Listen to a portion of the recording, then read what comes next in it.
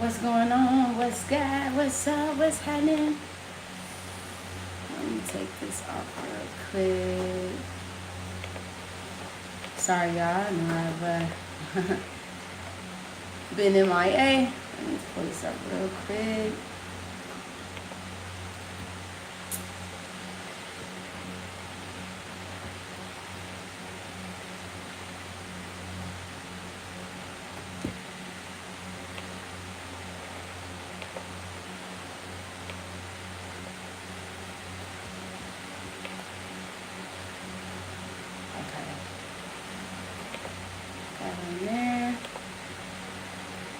What up, though?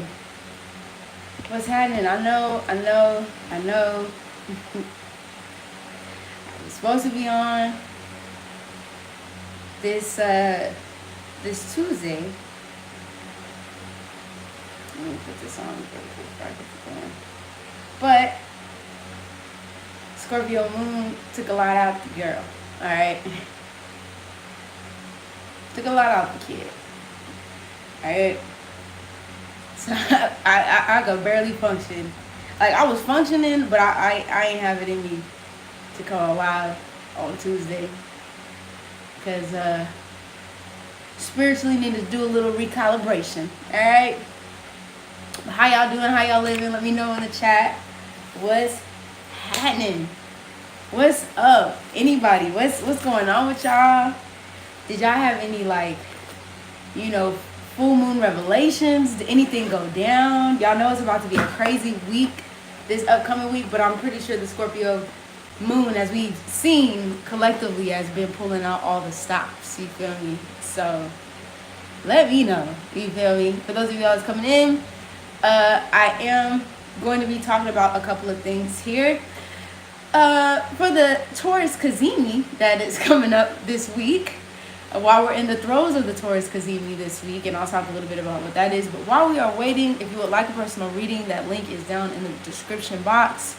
I think we could probably cater this week's reading to, let's do it to the Mercury Cazimi, to the Taurus Cazimi this week. So if you're interested to see how this Taurus Cazimi is going to be activating your chart, you can definitely use that link down below. Now, I will say this. Why I say prepare for chakra revelations, only because Uranus is involved. All right. And also, too, because, Scorpio is also involved as well.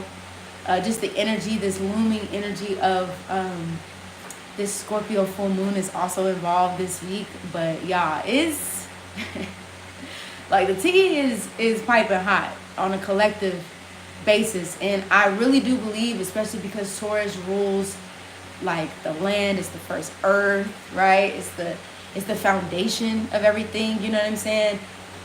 There's going to be some stuff revealed, I believe, especially as we're kind of at the end of Uranus and Taurus. Now, Uranus isn't going to Gemini per se until July, but we're still on the end times of Uranus and Taurus, right? And then also on top of that, we have this energy over here that's, this trining over to the South Node in Virgo. So it's a lot of, like, it's some past codes coming up, y'all. It's some past knowledge, some past, like, land. I don't know if y'all seen some of the things that have been happening around the world where, like, not only, like, I know people have been talking about, like, underground bunkers and stuff like that, but, like, physical buildings, physical like ley lines being rediscovered. And for those of y'all that don't know what a ley line is, it's like power.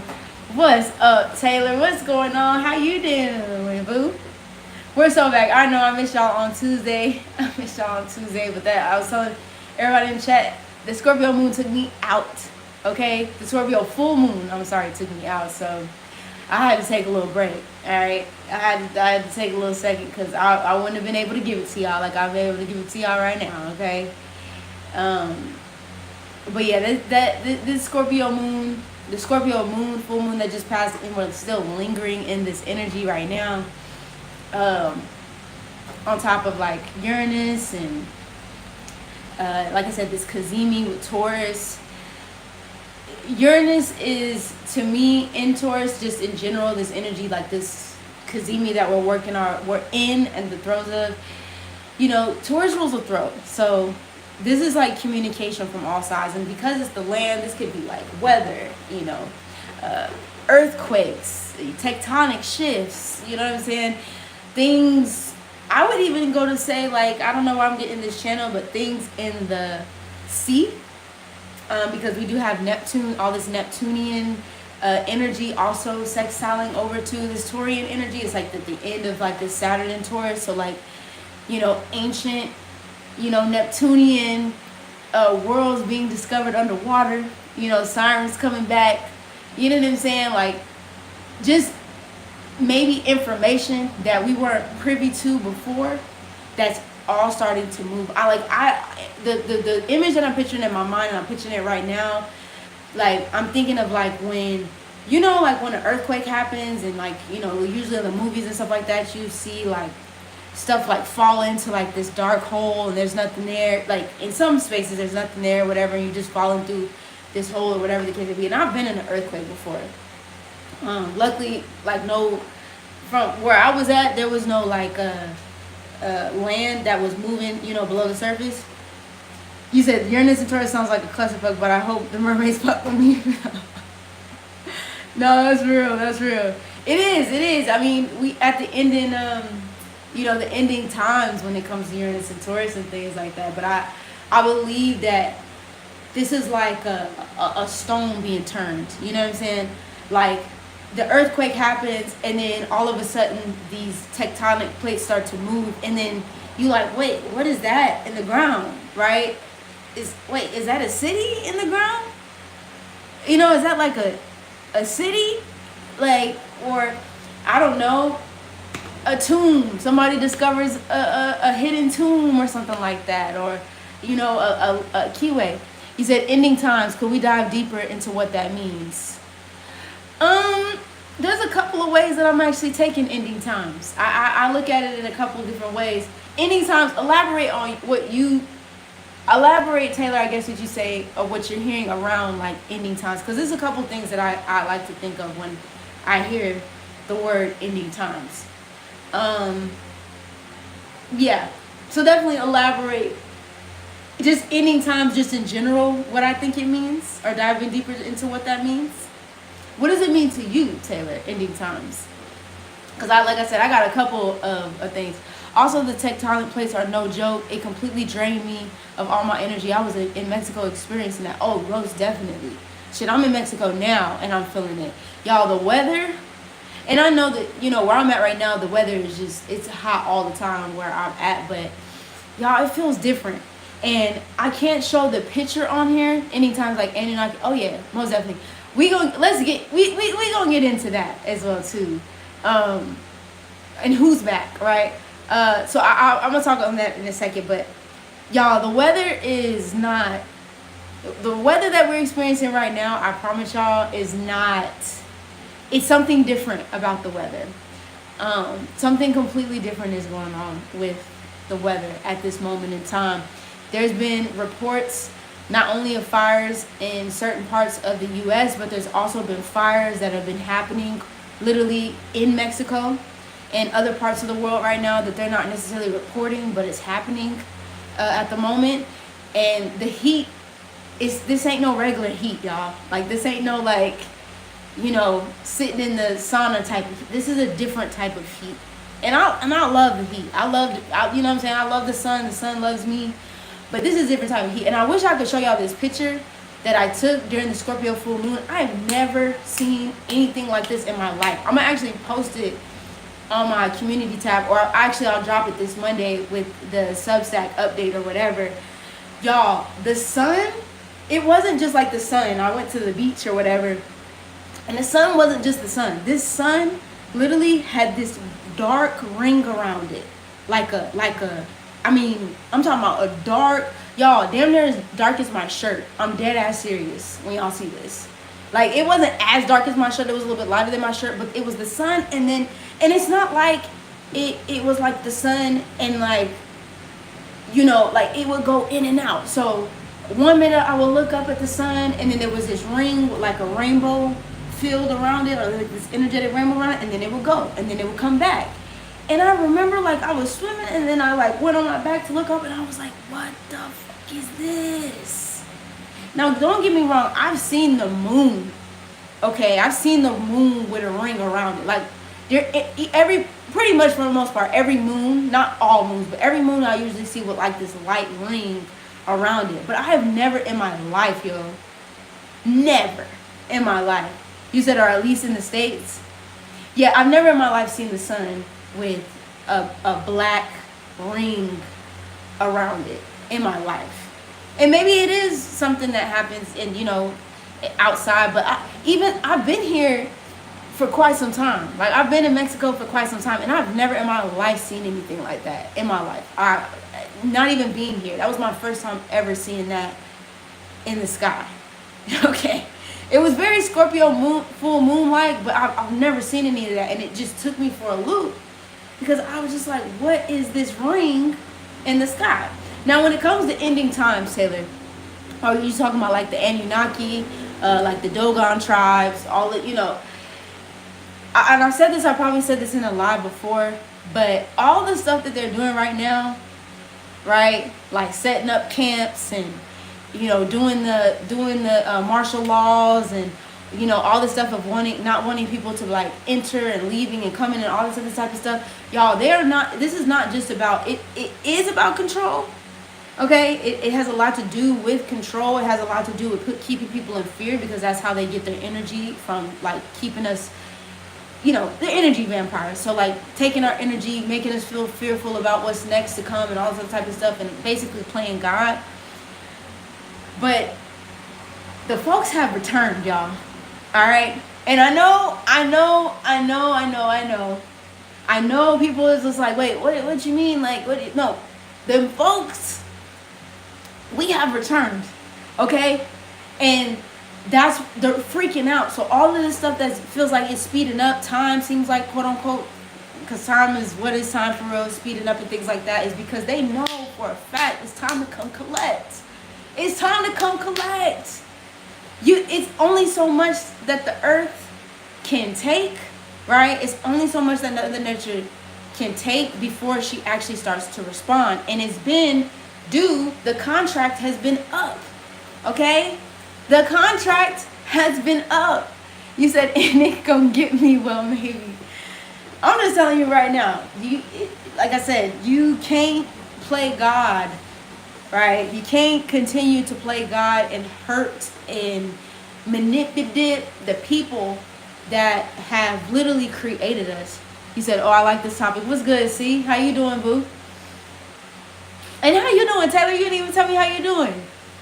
Yeah, no, for real. Like, this is the reckoning, y'all. We're about to move into Saturn and Aries. All right, and I'm actually making the video tonight for Saturn and Aries, and that should be up next week, early next week, so we can talk a little bit about that. And we're not just gonna be talking about mundane astrology stuff. Like, I'm gonna go into what happened in the 1800s. You know what I'm saying? I'm good. I'm feeling a lot better. I've been a little tired, like I said before, but I'm feeling a lot better than I was, you know, before. But what was I saying? You will not erase my memories. No, what is happening is now Saturn and Aries is what I was talking about. So Saturn and Aries is coming around. Like I said, the last time we've had Saturn and Neptune meet, like Saturn and Neptune are about to meet, was in the 1800s, 1850s. We're about to be coming back into this energy once again, okay? This week is about to be like this Neptune Saturn meetup is coming back again around since the 1850s. So those themes around that time will be playing out, okay? No, it wasn't just slavery vibes. This was like uprisings. Yeah. And a lot of people, I've been hearing a lot on, you know, social media and stuff like that. And people are just like, whoa, we're not our ancestors. And we're not our ancestors. Our ancestors, like, y'all, listen. I know in them history books and them Pearson history books, like I said before, They manipulated all of us to think that we were nothing but that. Taylor's a slave to the system. I know they was writing in them books very well. They, you know, the literature and all this other type of stuff. You know what I'm saying? Yeah, exactly. Okay. I know they made it seem like, oh, well, you know, they wasn't really doing nothing. They were just indentured slaves and all this other type of stuff. But let's make one thing clear. And maybe because they didn't put it into them books, that people get it fucked up, okay? They was tearing this bitch down, okay? From the west side to the east coast. Tearing this shit down. And I know it's for some people it's hard to believe because they're just like, well, they never really talked about it, and yeah, because a lot of people not only were killed, were silenced, were isolated, okay, were hunted, were taken out, okay. Shout out to Haiti for keys. Exactly. Our ancestors was not they was big timers in this motherfucker. They were not coming to play. And why were they not coming to play? Because not only, like, I could go in and say, but just to sum everything up into is oppression. They were being oppressed for who they were. They were being oppressed for their gifts. They were being oppressed for what they knew, their gifts, their abilities, and just being us, right? And this Saturn and Aries transit, especially with Neptune and Aries at this moment in time, this is the remembrance now. Because y'all, let's come back. Aries is the first. Okay, so this 29-year cycle that Saturn has been going through has now reached this new chapter or this new era. So what you're starting to see, or what we're all collectively starting to see, because what is Aries? It goes into our identity, right? It goes into like us, like basically coming back into our bodies, coming back into ourselves, coming back into our higher selves, right? Yeah. So all of this stuff that is coming up, they're setting this up because we're going to start to remember. I don't even know if y'all can tell me. I don't know if y'all dreams been crazy these past couple of months, but it's in your dreams, and I'm pretty sure it's going on and stuff that's happening around you. If you've been feeling like this unsettling kind of energy, but you don't really know where it's coming from, and you're like, you know, I'm not gonna lie to y'all, like I've been feeling a lot of like, I've been feeling good because I know that we're on the trajectory. Like we are in, I wouldn't even say we're on the trajectory. We're in a new era now. Like we've entered a new era. We've entered a new plane at this point. But I've been feeling like this rage, like this, and it's not an unhealthy rage. Like it's not a like, it's a healthy rage. It's a healthy, like, it's a remembrance, I should say. It's a remembering of like, wait, hold up. All these memories are starting to come back as to like what was happening, because we've been so conditioned for so long. And coming out of this Neptunian fog, coming out of this Pisces fog, which I don't think that Neptune and Pisces, I don't think Saturn and Pisces was all like whimsical and whatever. I think if anything, it was a spiritual recalling, like a spiritual awakening. And, you know, in some places it was diluted in some, you know, way, shape, and places and things like that. But Pisces is the codes, right? Pisces is it's deeper than hieroglyphics, but Pisces is like the symbols and the signs and synchronicities and things like that. But Aries is the full body, like re-emergence or merging back into the physical self and the higher self, and those things becoming one. Okay, so as we are going through this transit, right, this is where we're going to start to see the shifts, right? Now we're going to start to see, you know, people starting to be up in arms, right? Like, and I'm not just talking about the government and systems and things like that. Now we're going to see people and communities, and now us putting things back into our own hands and remembering like, wait, no, like this is actually what's ours and been ours. And I'm not to say it in a sense of like we had this quote unquote like ownership over anything, but this is more so when we're talking about self-sovereignty over ourselves and who we truly are, and not this illusion of who we thought we were supposed to be or who we were conditioned to be. So Aries is like waking that all up. Okay, so we gonna start to see people act. You might think that people are gonna start to act in ways that might be quote unquote out of character, or you might see people act in ways that people are like, why are they acting like that, or why are they responding like that, or why are people like, we waking up, y'all. This is it. This transit is it. And then when Jupiter goes into Cancer, y'all, it's a wrap. Jupiter goes into Cancer, Uranus goes into Gemini, it's a wrap. Because Jupiter in Cancer to me is like the homecoming, right? Like we're thinking about this energy of Cancer of like home, right? Home, family, roots, you know, and then Jupiter just is expanding in this energy. Like I know a lot of times I've heard a lot of people like we do talk about like children and, you know, the matriarch, but even the matriarch is waking up. You know what I'm saying? Ancestral bloodlines that have been literally asleep for a long time, a long periodically time. Okay? Jupiter and Cancer about to turn me up. Insane. Okay? Insane. The maternal lines are waking up. We've been in a masculine not a matriarch, a patriarchal. We've been living in a patriarchal world, you know, and I know a lot of times people look at men as like the, you know, or just the masculine energy. I'm not going to just say men, but the masculine energy as the leaders and things like that. But baby, it's always been us. It's always been us, boo.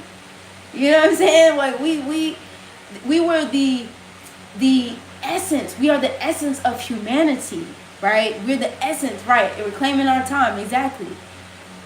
We're now coming in. Why do y'all think that there's so much like BS against women? I mean, it's always been like that through the history of time. But why do you think that they come in at the women so hard, or why do you think that they're coming at the divine feminine so hard? I mean, they've been coming at, like I said, been coming at the divine feminine for centuries now. But like, why do you think that they're coming at us so hard? You know, and it's not just about our ability to have or bear children or have babies. No. It is intrinsically who we are, our DNA, the ways in which we nurture, and the ways in which we love, and the ways in which we care for each other and care for the earth. Okay, the intrinsic gifts that we have. Even though I was looking into and I'll talk about this on another. I'll probably talk about this during the Jupiter and Cancer transit, because I haven't yet to really talk about like the moon phases and stuff like that, and even like menstrual cycles, which that's a whole other topic and things like that. But like I've been getting a lot of downloads and channels about women and how we used to like bleed and like commune together through our menstrual cycles, you know. And it wasn't just like us bleeding throughout the month, but like the intuitive wisdom that came from those matriarchal circles and wisdom that came from those circles as well. You know, I think that was you, Taylor, that was talking about ancestral veneration. This is what we're talking about here, especially when it comes to Jupiter and Cancer, especially when it comes to the matriarchal lines and the matriarchal bloodlines, right? There was a cut. There was a I would say like there was something happened within the matriarchal lines a long time ago. Yeah, me with that double cancer with the moon in the 4th house. Most definitely, it's the awakening now. There's something happened in the matriarchal line where the turning of the tides happened. And when I say the turning of the tides happened is when not only were communities and tribes pitted against each other, but also the women were pitted against each other. Not only were they pitted against each other, but they were killed. They were slaughtered. I've been doing a lot of channels about the Salem witch trials, and I know a lot of people think that Salem witch trials was my ancestors will be honored on this point. Okay, please. And if y'all haven't, you know, I don't know if y'all are into like altars or communion spaces and altar spaces and things like that, but take this time to commune. Now, I'm not saying that all ancestors are created equal, but take this time to commune with your matriarchal line. Okay, now I want y'all to call in the ones that, you know, hey, with good intent, you know, for those of y'all Some of our ancestors crazy as hell, but ain't nothing wrong with a little crazy. Some of our ancestors a little, a little off the rockers a little bit. You feel me? But like, this is the time to call it in, okay?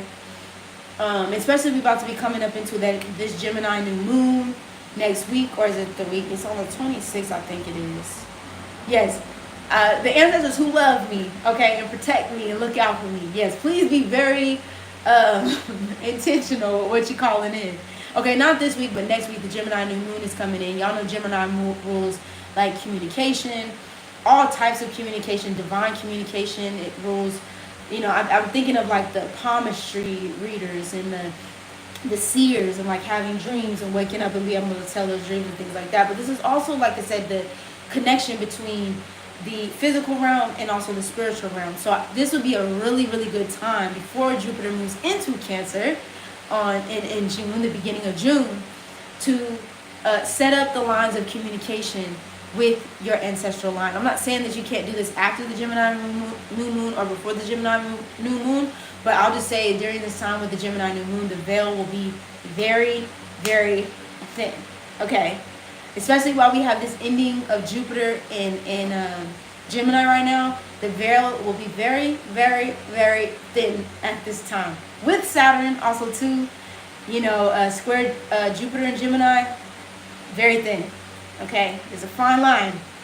All right, so if you want to, you definitely take this time here. But now, these lines are being woken up, y'all. Our ancestors are here. All right, this is not just about them.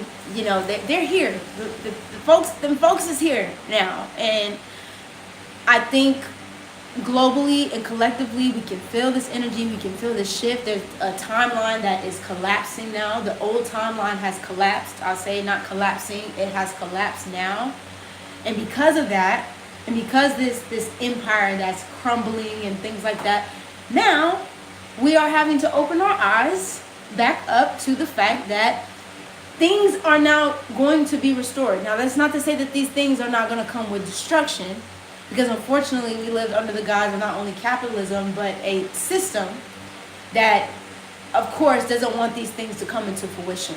And what I think has happened during this time, I just want to know what took space the kinfolk so long to come back. I honestly, I don't think kinfolk, I think kinfolk has always been here, but I think that there was a lot of distractions. I think there's been a lot of like manipulation. A lot, what's been coming to me? I don't know if y'all seen Wakanda. I'm sorry to say Wakanda. I don't know if y'all seen Black Panther. But Black Panther has been coming up for me a lot, like just channeling this new energy that's coming through. And do y'all remember? It was a couple of different parts in Wakanda, in Black Panther that happened during that time. And y'all know when they had the like, in order to get to Wakanda, you had to have a certain imprint and to get into the different realms and to the different worlds. And it's kind of like one of the things, like you had to know somebody in order to get, unless you happen to get some secret technology that allowed you to go into these worlds or different spaces, or getting into different worlds through different spaces, if you're picking up what I'm putting down, okay?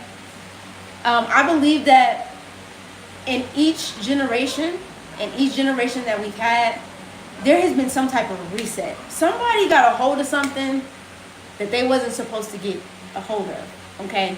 Somebody got a hold of like I'm saying the Wakanda because it was this, I forget the man's name. He was a white man, and this white man happened to get a hold of like I forget what it is. It's been a minute since I've seen it, but whatever it was, in order to get from one portal to the next portal, he got a hold of it and he started causing havoc in these worlds and lands and stuff like that, because he could get to and from these different portals. And you know what's interesting? What's really interesting? What's his name? Ryan Coogler, whatever, the same man that made Sinners. You know what I'm putting up right now, and I'm thinking of, I've just actually seen Sinners over last weekend. Or this week, was it this weekend? Yeah, I just seen Sinners this weekend. You know what's very interesting? Now I'm putting two to two together. In Black Panther, there was this white man who came into these different worlds and started causing a ruckus in between worlds because he ended up getting the codes to go from one place to another. And it's the same thing on sinners. Like, I know that the origins of the story and the Irish and stuff like that, and going into the origins, you know, I was looking into that, is a little bit different. But y'all realize that all hell didn't break loose until the white man showed up at the until he showed up at the door.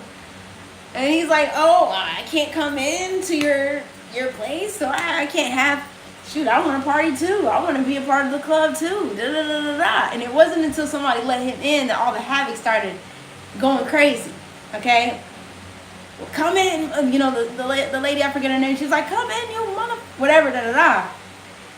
Sinners was nuts and natives was giving him hell. Exactly. Okay? And I don't know, I don't know, y'all.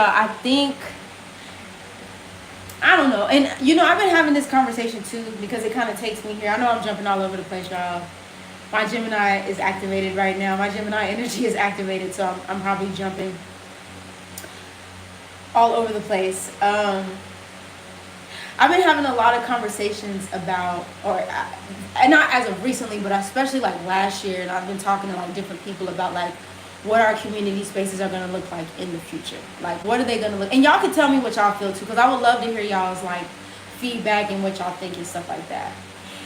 And I'm not going to lie, like, I'm very much so a firm believer in certain contexts, okay, so don't quote me on this when I say this, but in certain contexts, I do believe that the earth and the universe brought us all here to learn from each other, to experience each other, to whatever karmic energy that we've been playing out in different lifetimes and things like that. Like, the universe brought us here to get it together. But then I think about, like, integration, right? Like, integration laws and, like, us mixing with different people and, like, you know, like, when we actually came into mix and all the things that happened when we started integrating with folks, right? And I had conversations with people, and it goes in different directions, like. And I don't know, and y'all tell me what y'all think about it. There are a lot of people that I've talked to that believe that we should go back to separating ourselves from each other. And I want to say, like, there's a part of me that's like, I could say, like, segregations. You said sinners was additionally crazy because the Octoroon, who started the chaos was going to go talk to Remick. And then the Asian lady killed damn near everyone because of her selfishness. Exactly. And that's what I'm getting at, what I'm talking about right now. Segregation. Okay? Notice how we was in, for example, i.e., we was in that juke joint and we was all having a good time. And if you anything other than black in here, okay, this I'm gonna sit you to the side because this is a conversation, different types of conversation here, all right?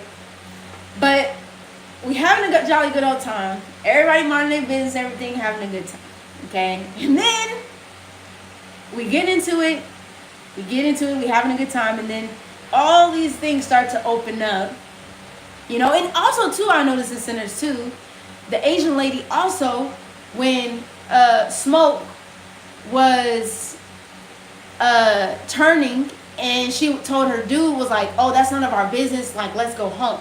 Like, that ain't none of our business, let's go home. But then when her man, okay, was out there, you know, getting it done in because the vampires had came, now she want everybody to save her man, right? And that's a whole other conversation. Let me see.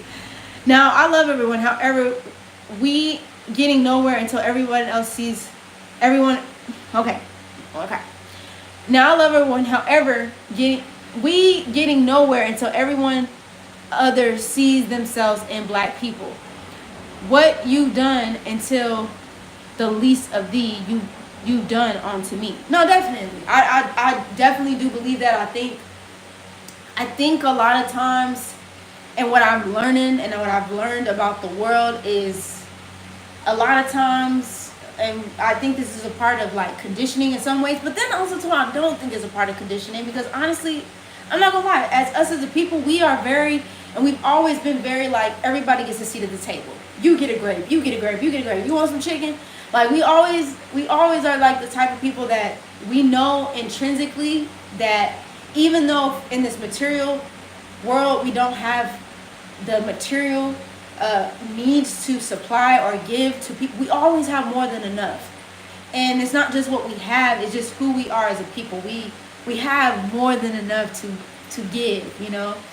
And that's just, I think, intrinsically who we are. I'm not saying other cultures are not like that. I'm just saying that I've noticed it in our culture, that we kind of overly, you know, kind of give from a place that, yeah, we give from places that sometimes is not necessarily reciprocated, if y'all picking up what I'm putting down. And what I was saying about that was just kind of going back to like what we were talking about with sinners, kind of Black Panther, but really with sinners is, I was having these conversations and people are like, no, I really honestly believe that there's a part of us that feels that they feel like, and I'm trying to leave myself like as biased because I'm gonna give my own opinion in a second, but that feels like we should go back to segregation, you know, like, because it never worked when we were like mixed. It never works when we're like mixed in. And okay, my past, I guess you could say my past version, and why I'm talking about this. You said, what up, Yuki? 100. Exactly. When Smoke was dead, it wasn't her business. But now that your man is dead, it's fuck everybody. I would have pushed her outside. No, go. You fight that Irish demon on your own. No, seriously. Now everybody's like, my man. She was like, my man is outside. My man is outside. I was like, well, Smoke. But Smoke is turning. And everybody's like, yo, this is my twin. Like, oh, we were here to just, you know, she's like, oh, we were just here to do a job. But it's none of our business now because Smoke is turning and like we don't want to turn too, so it's now it's our time to leave. And it's just like, dang, like it's sad because y'all, we are supposed to come here to evolve from this shit. Like we're supposed to come to this world to evolve, and I think that there's this mentality in our society a lot of times that comes in with this thing like, if it's not affecting me, and mine, then that doesn't matter to us. Like that's not, it has nothing to do with us. And I think it's a sad realization. Like, girl, go fight them on your own since you bad. No, for real. And then, like you said, ended up getting everybody slaughtered, you know. And it's like, so what do y'all think? Like, and Taylor definitely answered too. Like, you know what I'm saying? But it's just like, I be torn because the thing about it is that why I'm torn about this is because I know essentially at the end of the day, we have come here to know each other and merge and not necessarily set aside our differences, but to heal generational cycles and heal generational traumas, which is why they do their best to delete and which is why they do their best to, you know, try to hide history and hide stories and erase critical thinking in schools. And this is why they do all of this stuff, so we don't remember what actually was happening, and, you know, continue the cycles of hatred and continue the cycles of like all this stuff. Like I see it, but then on the other side of it, it's just like, dang, every single time that we open the floodgates of acceptance, it seems as if though, you feel me? It seems as if though it always ends up backfiring on us, and it's a sad case. You know, like naturally, you know, we want to give. Like naturally we want to, you know, like I talked about before, like have everybody at the seat of the table. We shouldn't have to feel like we have to like, now I do understand that there's a such thing as boundaries and things like that, but did we not come here to learn from each other? Did we not come here to explore and experience? Now I will say this, because things is getting very tribal, especially as we're in Pluto and Aquarius right now. Things is about to get very, very tribal. People are going to be going back to old tribes, discovering new tribes and things like that. I know in ancient times and back in the day, you know, years and years ago, long time ago, what you used to see in communities and things like that, where people who, so for example, let's say somebody from Egypt wanted to go study with somebody in China, right? Or go study, for example, let's say from somebody in China wanted to go study martial arts in Egypt or something like that. There would be either like solo journeys, right? Or groups of people that would, you know, pack up the boat And they would go sail to, you know, Egypt, and they would learn these different teachings and things like that. And then they would go back to their tribe from wherever they're from. You know what I'm saying? And there's also too who were also people that were also very nomadic as well too. You say, Yuki, what you say, Yuki? Other races have a love and obsession with black people, and maybe have too much pride and ego to admit it. Most definitely. I mean, y'all, we're literally the foundation of the earth. You know what I mean? Like we're if y'all notice, I mean, I would say in this time, but just globally, even throughout history, like we have always been the foundation. Like everybody looks at us for everything. Like literally everything, from the music to the culture, to our foods, to our just everything, our way of life, who we are. Like everybody looks to us for that, you know? And instead of seeing that as, like you said, Yuki, like as a love, a lot of times what I notice is quickly this energy turns into envy, or this energy quickly comes into jealousy. And I'm not saying that those emotions aren't real. You know, I'm not like, we go through as humans a range of emotions and things like that, but to literally use this as a projector, to literally use this as a projector, like y'all, our world, the government even, do y'all know that the whole entire government is literally built on race? Like, not only is it built on racism, but it's literally built on projection. Like the entire thing. I can go down the list. The pillaging of our villages, our communities, the scorching of the land, you know, housing, medical care, okay, capitalism, like all like, it's actually insane. Like when you really think about the entire world, like the lengths that they will go, even down to like, I for years, this has been happening for me, but for years, like even my last name, I'm not gonna say my last name here, but even my last name, that my government's last name, I decided years ago that I would stop using that name, because the name came from slavery. Okay, like going back in time, right? As children, in some places, I don't know how everybody else did it, especially in like, you know, African and just ancient traditions, and the ways in which we used to like name, like even naming ceremonies was a big thing. The ways in which we used to name ourselves. So when we left this earth, or left whatever planet we was on, we came back, we would know what tribes, okay, that we belong to. Even that in itself, our naming, even down to the English language, y'all, even down to the spelling of the English language. And I'm not just talking about the way English is spelled, but even the intricate spells that are in the English language. Broke, poor, rich, like all. You are, what did she say? You are under spells, people.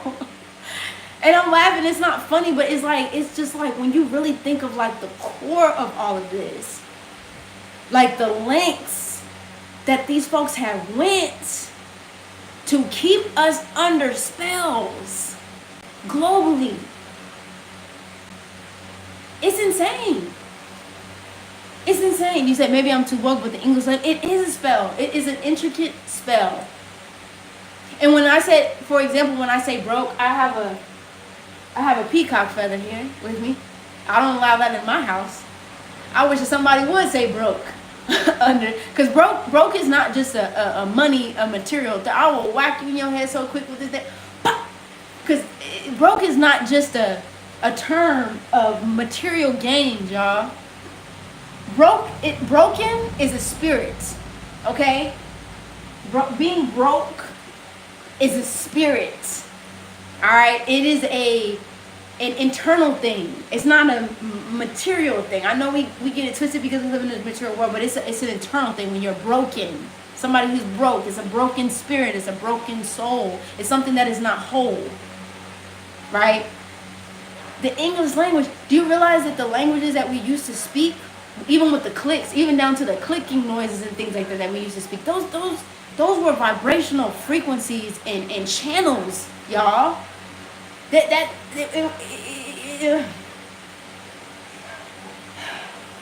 It's just, y'all, it's like the undoing. I'm saying all this to say because the undoing that we our collective, that's what Saturn and Aries is going to be doing, and also Neptune and Aries is going to be doing during this time. Like I said, Saturn and Aries is going into Aries next week. This is all going to be the unveiling, and not only the unveiling, but we are going to be doing the decolonization of the spirit, decolonization of the identity, decolonization of the soul.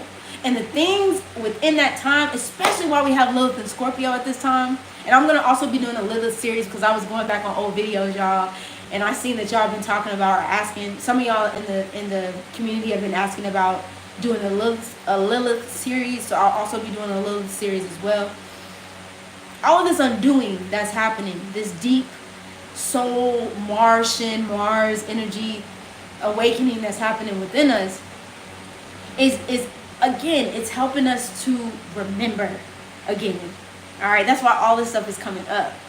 And while this is coming up, I'll just say, take this time and space, ground yourself as much as you can, y'all. Ground your energy as much as you can, because I promise you right now, when that energy moves into Aries, as it's moving and transiting through Aries, all of it is going to come up. Saturn is very karmic. Just the planet of Saturn in itself. And when I say karmic, I don't mean just like, oh, what happens to you happen. It is that energy, like what happens to you comes back to full.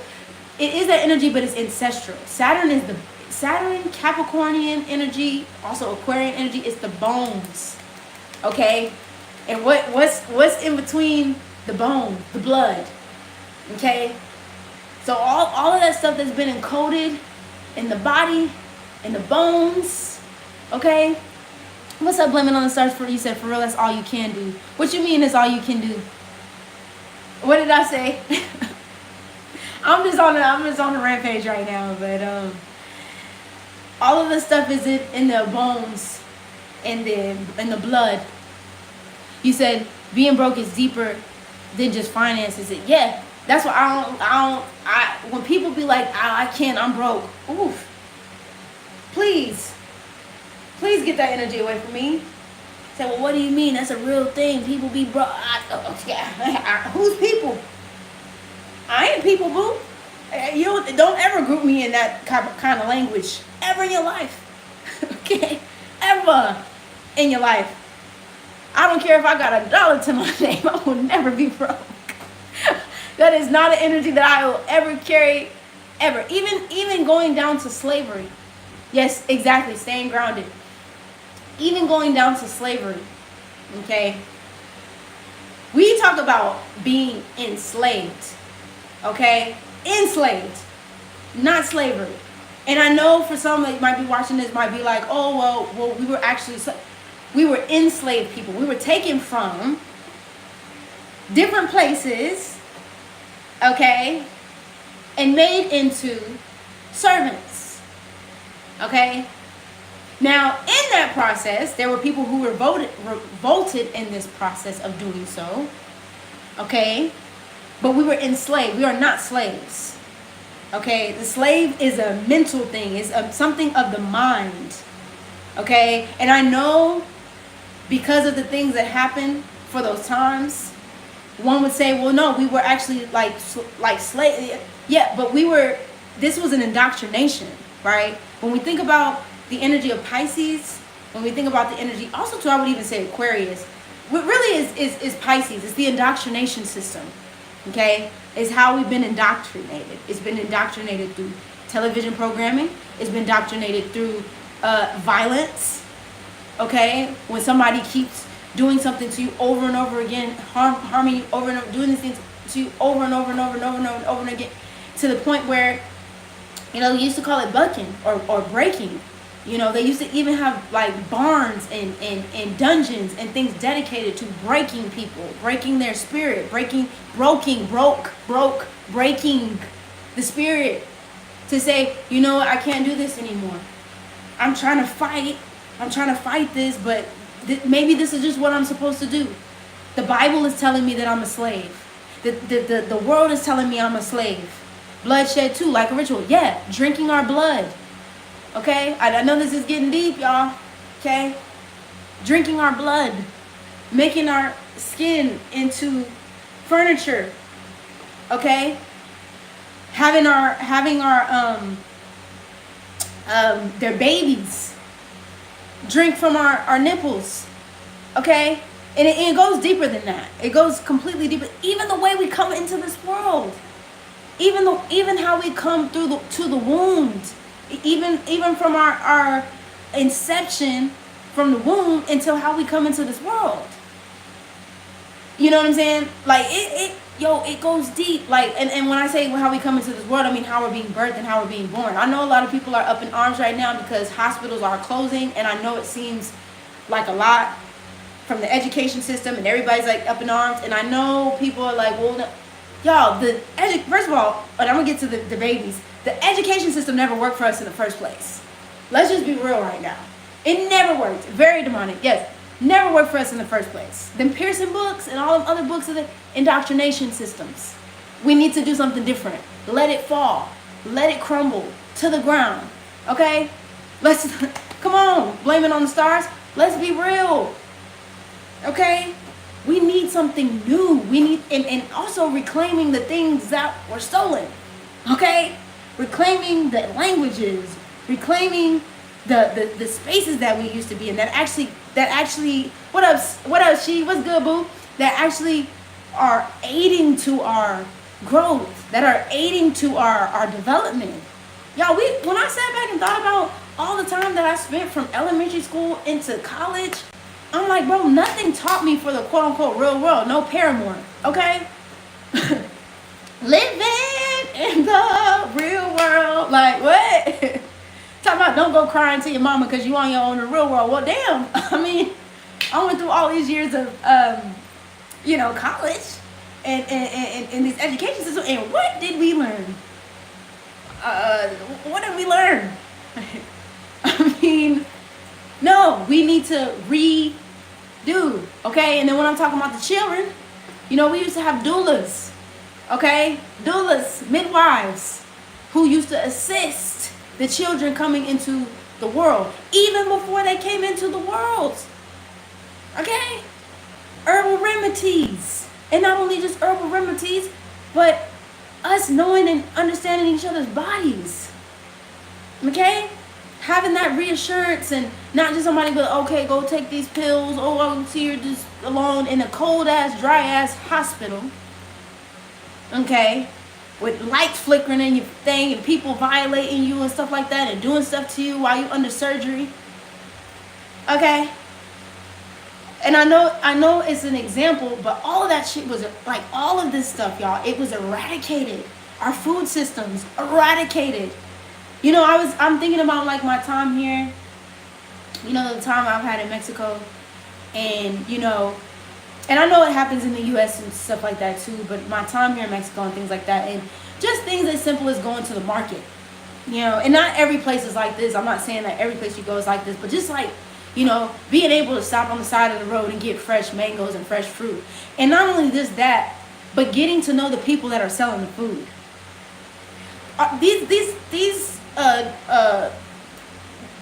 These chains, Walmarts and the Krogers and all this other type of stuff, we don't even know how our food gets, like all this stuff, this food and stuff like that, that's manipulated and stuff, and all the stuff that the animals had to go through in order to get into those grocery stores, okay? And everything else. I'm not just talking about the animals, but all this, the energy that comes into like the packaging and the freezing and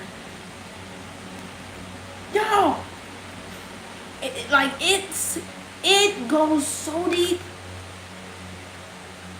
It goes so deep. And I know y'all, like I said, the indoctrination system, the trauma, exactly. The trauma that the animals, the plants, this stuff is coming from the ground. And think about it, y'all. Think about what's in the ground. And not just in the cemeteries, y'all. And not just in the cemeteries. Think about what's in the ground. Bodies. So you mean to tell me that the things that's in the bodies and growing on the ground and piles and piles and piles and hidden piles and piles, growing from the ground, you know, the animals getting abused. Exactly, terror and blood, and all this stuff being processed and processed and processed and put onto our plate. You know? And then I don't know if I can say this on live. I don't know if y'all watched Dexter. Okay? That's all I'm going to say. I'm going to just say that. Or Hannibal. Okay? Just saying. Like, all food ain't created equal. That chicken from the China stove might not be chicken from the China stove, is what I'm trying to say. That Chick-fil-A might not necessarily be Chick-fil-A. Alright? Is what I'm saying. So just, and I'm not saying this stuff to like scare y'all. I'm not saying this stuff, exactly, mystery meat. I'm not saying this stuff to scare y'all. I'm just saying, like, I'm saying this to y'all because when we really start to decolonize our mind from all of this stuff that's happening, raccoon knuckles, you know what, Taylor, I'm not doing this with you today. Taylor, I'm not doing this with you today. I'm not doing it. I'm not laughing because it said raccoon. Why would you go and say that, Taylor? Taylor, polar bear elbows. I'm not doing this with you today, Taylor. Bye. You're done. Talking about polar bear elbows. Girl, bye. Anyway. What I'm saying is, she said all elbows I follow. Like, I cannot. Girl, bye. But for real, like, it's just like, come on now, you know? It gets deep, y'all, and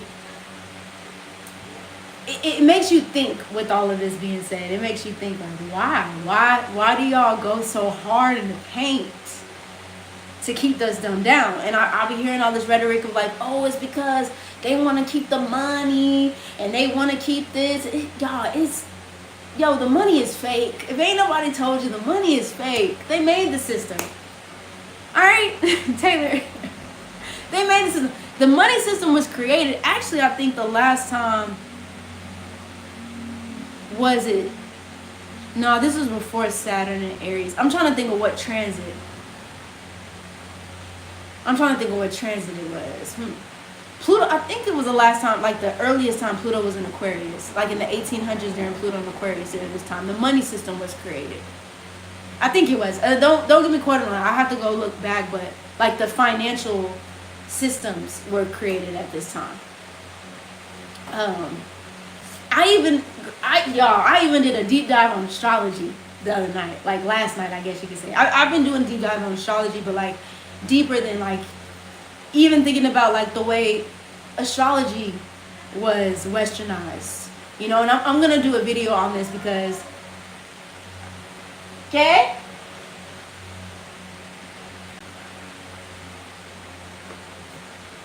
Oh, listen, un momento, y'all, un momento.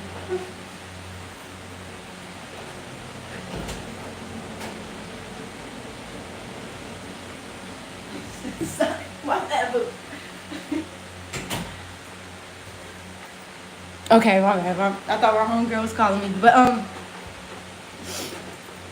what was he saying? Oh, even the way astrology was created and stuff. You know what I mean? I was looking into like deeper than like something told me to like ask about the houses, like back in the day, like how the houses in astrology were created. And I'm like, you know, especially like now that I'm diving deeper into myself as like a more than like an evolutionary, but more so like ancestral karmic astrologist. So like, you know, like I said, talking about like ancestral maybe karmic things that have been pulled and, you know, from a past life, and then just kind of stepping, or I would say embracing your north node or your purpose, your destiny in this lifetime, which is you, but just like answering that call. I started looking into the houses in astrology, and I'm like, before we had like mundane or Eurocentric astrology, what did the houses represent in a past life? Like, what did they represent in ancient times? Like, and I'm not saying that Western astrology, and I'm not saying that any of these modes of astrology are relevant, but I do think it's in context something for us to know. And y'all, I went down a whole rabbit hole, and I'm just like, wow, like, even down to astrology and the ways we look at astrology and stuff like that. Because, you know, sometimes, yeah, and honestly, I got some really, really good answers. You know, matter of fact, let's just do it. I had a little chat, and there were some things that came up, and I wanna read this off to y'all so y'all can see some of the things that I found and I thought was really, really dope. And now I'm on this journey, which I'm gonna guide y'all through this journey on another video, because y'all can also kind of go on that with me as well too. It has been Blanco washed. It really, no, honestly and truly has. No, I'm gonna do this on a video. I'm gonna do this on another video. I don't wanna. I'm not gonna go too deep into it tonight, but I'll make a video about it, with just the houses and stuff. Yeah, I also look into Vedic astrology, as well too. I think Vedic astrology is also very accurate and things like that. But one thing that I want to say from the houses in astrology deep dive that I went on to is the houses were not static. So when I say the houses aren't static, the houses that we move through astrology aren't static. In Western astrology, houses are static, like they're fixed into these things. And I know we can look at like different house systems, Placidus and all these different systems and stuff like that, but they're fixed to these certain spaces. In ancient astrology, houses were looked at as temples of thought, temples of like different deities that represented different star systems that represented the houses. You know, it went deeper than just like, oh, this career that you're going into, or oh, you know, this love, like it. I mean, and not to say that it didn't, you know, it didn't have those things, but it went so, it was so coded deeper than that. Even the ways in which we lived in astrology, like, and I know we have like for example, progress, you know, progress astrology too. Like, I don't know if y'all looked into y'all's progress chart, or looked in, if you want to type in like free progress chart calculator, you can see like what you are now right now. I know y'all see my intro, y'all probably see my new intro on the channel and stuff like that. I'm getting into my Scorpio energy right now. I just moved into Taurus rising and Scorpio sun and moon, so might be getting a little deep on this on this here channel, but that's my progress chart now. And so I think about that as well too, like us also to evolving through the signs and not just staying static to a particular sign or a particular, you know what I'm saying? Like, we are the combination of culmination of all things. And also another thing that the chat said too is that it wasn't just predicated to 12 houses as well too at this time. Like, it wasn't just a 12 house system that we moved through.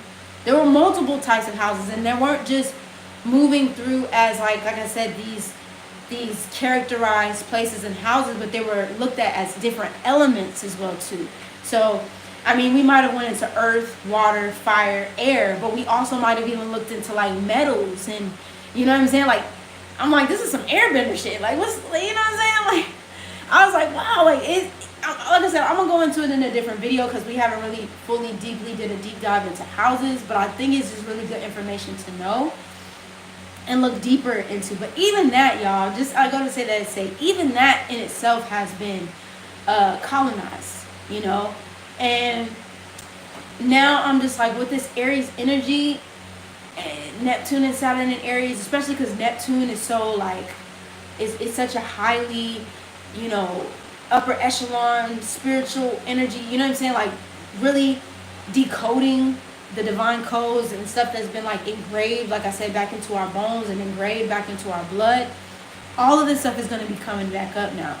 I mean, you might even wake up one day and start speaking another language and you're like, wait, what is this? Like, you know what I'm saying? Especially when Uranus goes into Gemini, you're like, I don't know why I'm feeling called to speak this language, or this language is coming out of me for some reason. It's because Our spirits are remembering. Our souls are remembering at this time. Okay, and this is the reckoning, which is why, again, all this stuff is happening right now. And it seems like, whoa. And I want to say this to y'all too. I know the world is crumbling right now. I know the empire is crumbling and stuff like that at this time as well. But don't stop doing what you've planned on doing. And when I say don't stop doing what you plan on doing, I mean if there's something that has been calling you or on your soul or on your spirit to go and do, or something that has been on your spirit to go and create, or something that's on your spirit, like again, to go or to move. Like, I'm going to keep saying this every single live. You said, Saturn and Aries in the 4th house, don't know how I feel about it. Woo. Woo. Let me pat you back. But Neptune is there too. All right. Neptune is going to be there too. So let's not, we're not going to say it's all bad. And the thing about it is, y'all, Neptune, I'm not going to do that to you, stars. I'm not going to do that to you, I promise you. Neptune is there too, y'all. So Saturn, the thing about it is Saturn Neptune curves the energy of Saturn, okay? It curves it a little bit, all right? So it's not, if Saturn was there by itself, y'all, I would be probably shitting on myself. Like, I'm not going to lie. If it was just Saturn making his headway at this time, I'd be like, all right, damn, sucks to suck. But Neptune is going to be there to curve the energy. And just think about it. Saturn is only going to be in Aries at the moment, you know what I'm saying, for just like a cool year and some change. Like, just so it's going to transit and do its thing.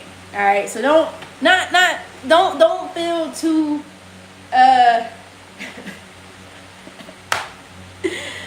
okay, let me just say some good things about it. Let me just, so you don't feel like, what the, you know what I'm saying? So Saturn and Neptune energy in the 4th house in Aries could look anything from like, you said, I'll keep you updated because I'm feeling the bullshit already. Ooh. You said you felt it already. Lord Jesus, be offense, y'all. No, I'm telling you, it might be bringing up some stuff around the home front. All right.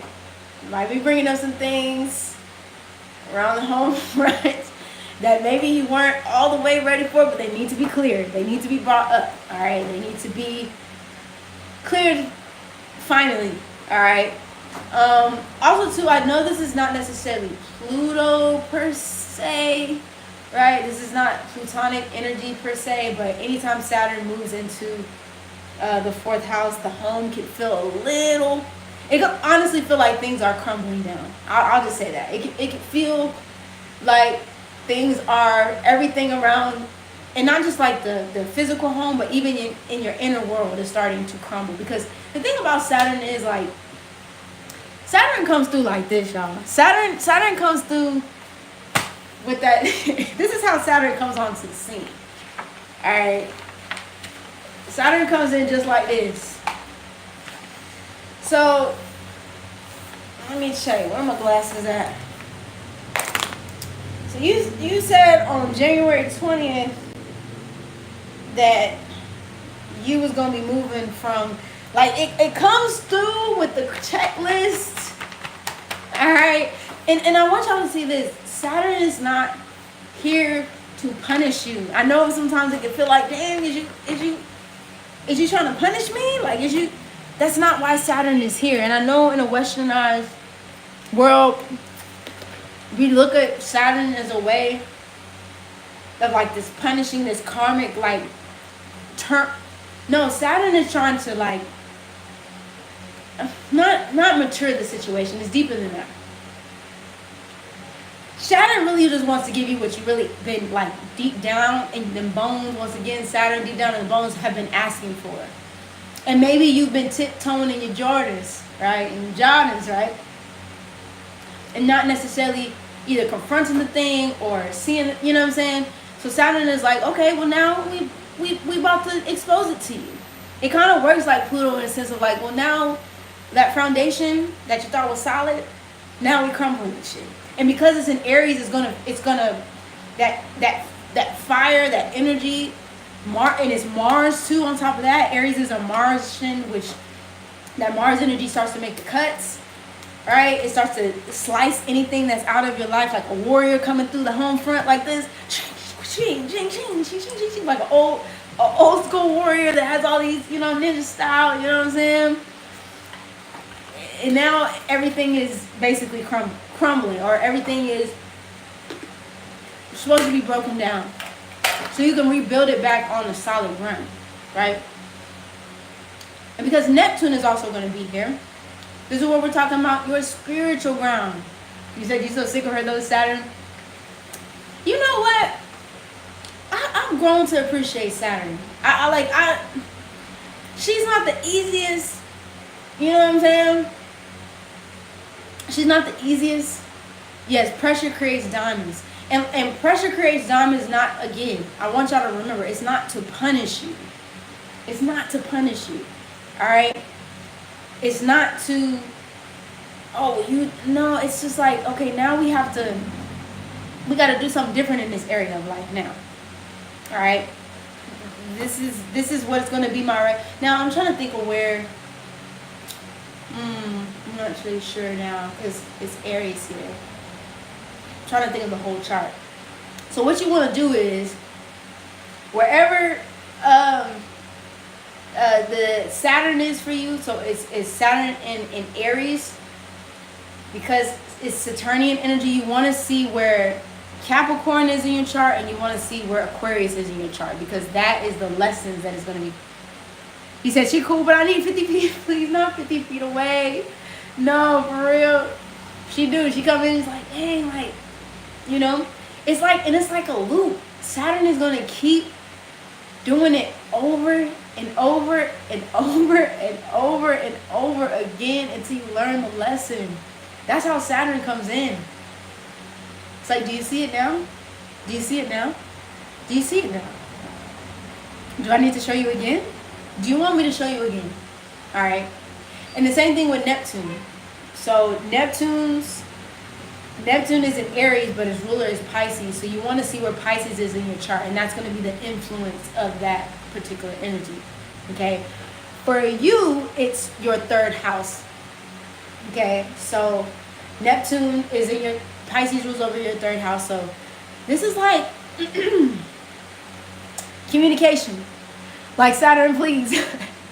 Now, I remember Saturn is like, oh, wow. Honestly, I think Saturn quite enjoys the, in a sense, it kind of enjoys the clearing. You know what I'm saying? Like, damn, sis, I get it. Not for real, because I'm hard-headed.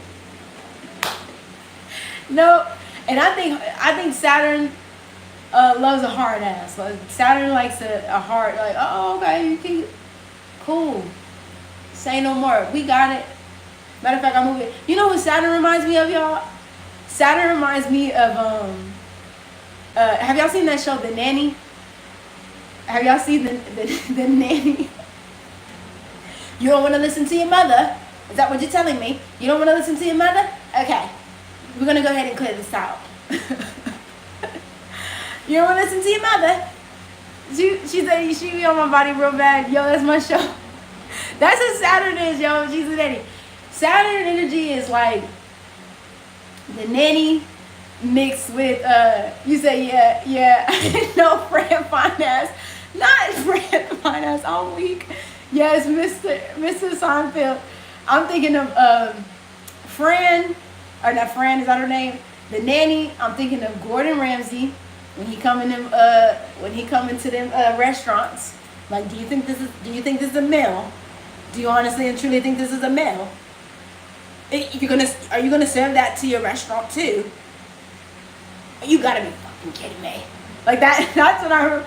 That and who's the other one that Saturn reminded me of? I forget her name, but she's been coming on my timeline recently. The lady who used to go into like businesses and services and stuff like that with the blonde hair. She had the short blonde hair, real like mean face, and she'd be like, "Is it Gordon as fuck?" And she'd be like, "Is this how you're gonna run your business? This is what you're gonna do, run a business. This is how you run your salon. You come in here, you're trashy. You come in here and you think this is a service. This is a business." That's what she is. So, and then maybe on the brighter side, it reminds me of New York, because I mean, of course, she's a Capricorn. But she's a Capricorn, though, with a Gemini moon. All right, so she plays all day. New York, when she was on I Love New York, and she was like, I was like, oh, this is what you want to do? You look like a fairy from the pits of hell. It's like, whoa, New York. Whoa. I love New York too. I love Tiffany too. She is, when I tell you Tiffany is hilarious, bro. She is hilarious, baby. She used to be having them girls, running them girls. The only person that she did not work maybe with one time, for real, Beyonce. Really? Beyonce? I'm so sorry, Beyonce. I'm so sorry, Beyonce. Please stop. I can't. No, for real. And Hoops and Delicious. Them is the only two. And she might have cut them off one time, but she knew that they had them hands. So it was only a matter of time where she's like, okay, y'all ain't gonna do nothing. Y'all gonna bless nothing. They couldn't stand her.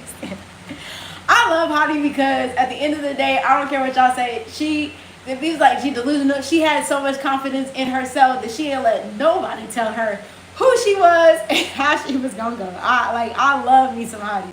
It's like, most people tell me I look like Beyonce, and she stood on that shit.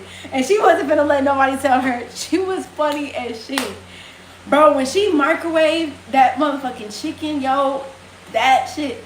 You said Bucky too, right? Yeah, Bucky was not, Bucky and what's her name? Boots. No, Boots, never mind. No, Boots was like, whatever. I think they could go toe for toe with it. You said with that raw chicken? Bro. She put that motherfucking chicken in the microwave. Honestly, to me, personally, disrespectful. And you would feed her Flame's mama. You would feed her whole mama, she said, and when Pumpkin spit on her. Yeah, honestly and truly, it's a lot of things here. Exactly, that raw chicken was so disrespectful. It's a lot of things that I could go for. But Pumpkin fixing her fucking mouth to think that she would be okay to spit on New York was completely out of pocket and disrespectful. I don't care what was going on that scripted show. That was completely out of line and disrespectful to sit up there and spit on that girl like that. And the raw chicken was also disrespectful, okay? And I know we can talk a lot about reality TV and stuff like that, but what? You said that, yes, that was hog spit too. Hog spit, I can't. You said, not you, you can show, bro, what?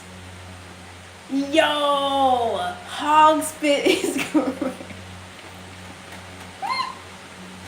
Hog spit is crazy work. Cause that's exactly what it was. Like, bro, she was completely wilding for that. Like, how dare you sit up and spit on her like that? Wow, yeah, I would have ran it up too. You crazy for that. But anyway, yeah. So New York is another one who is yeah, she did that from the depths of her throat. And y'all, the thing about it is, not only did she spit, but it almost went into her mouth. It almost went into her mouth, bro. Like, can you imagine? He said, I can't believe you remember every episode and character. Do you remember Real and Chance Show? Bro. No, because honestly, that was reality TV show gold. And we all knew this shit was scripted. We all knew it was scripted. But it was just something about it that was still so raw. Even though we knew it was fake, it was just so raw. Like, I don't know. That was the beginning. Really, that was the beginning stages of Zeus Network. To be honest, it just rebranded differently.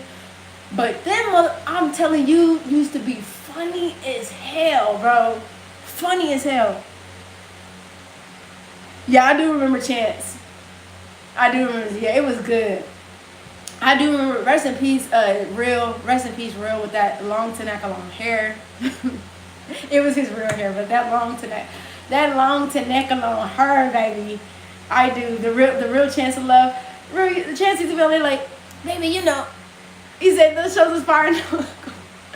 Baby, you know I love you. And every single time you be telling me that you want to be with me, you want to do this with me and don't do that with me, but then you get to acting crazy like, I don't know what you want to do with me. I don't know what you want to do. I be like, bro, what is they be talking about on this fucking show, bro? Oh my God. They used to be funny as hell. You know who I wish I would have had longer on the show? God, what was her name? She used to be shitting everywhere. And it was like, girl, you can't be, it was, oh my God, it was her. I was Safari, and I don't remember what Safari was. Safari on the name, I don't know if Safari was on the Real Chance of Love. It was Safari, and there was another one. I can't remember her name right now, but she was funny as, bro, I'm about to look at it right now, bro. Let me see. Flav looked like,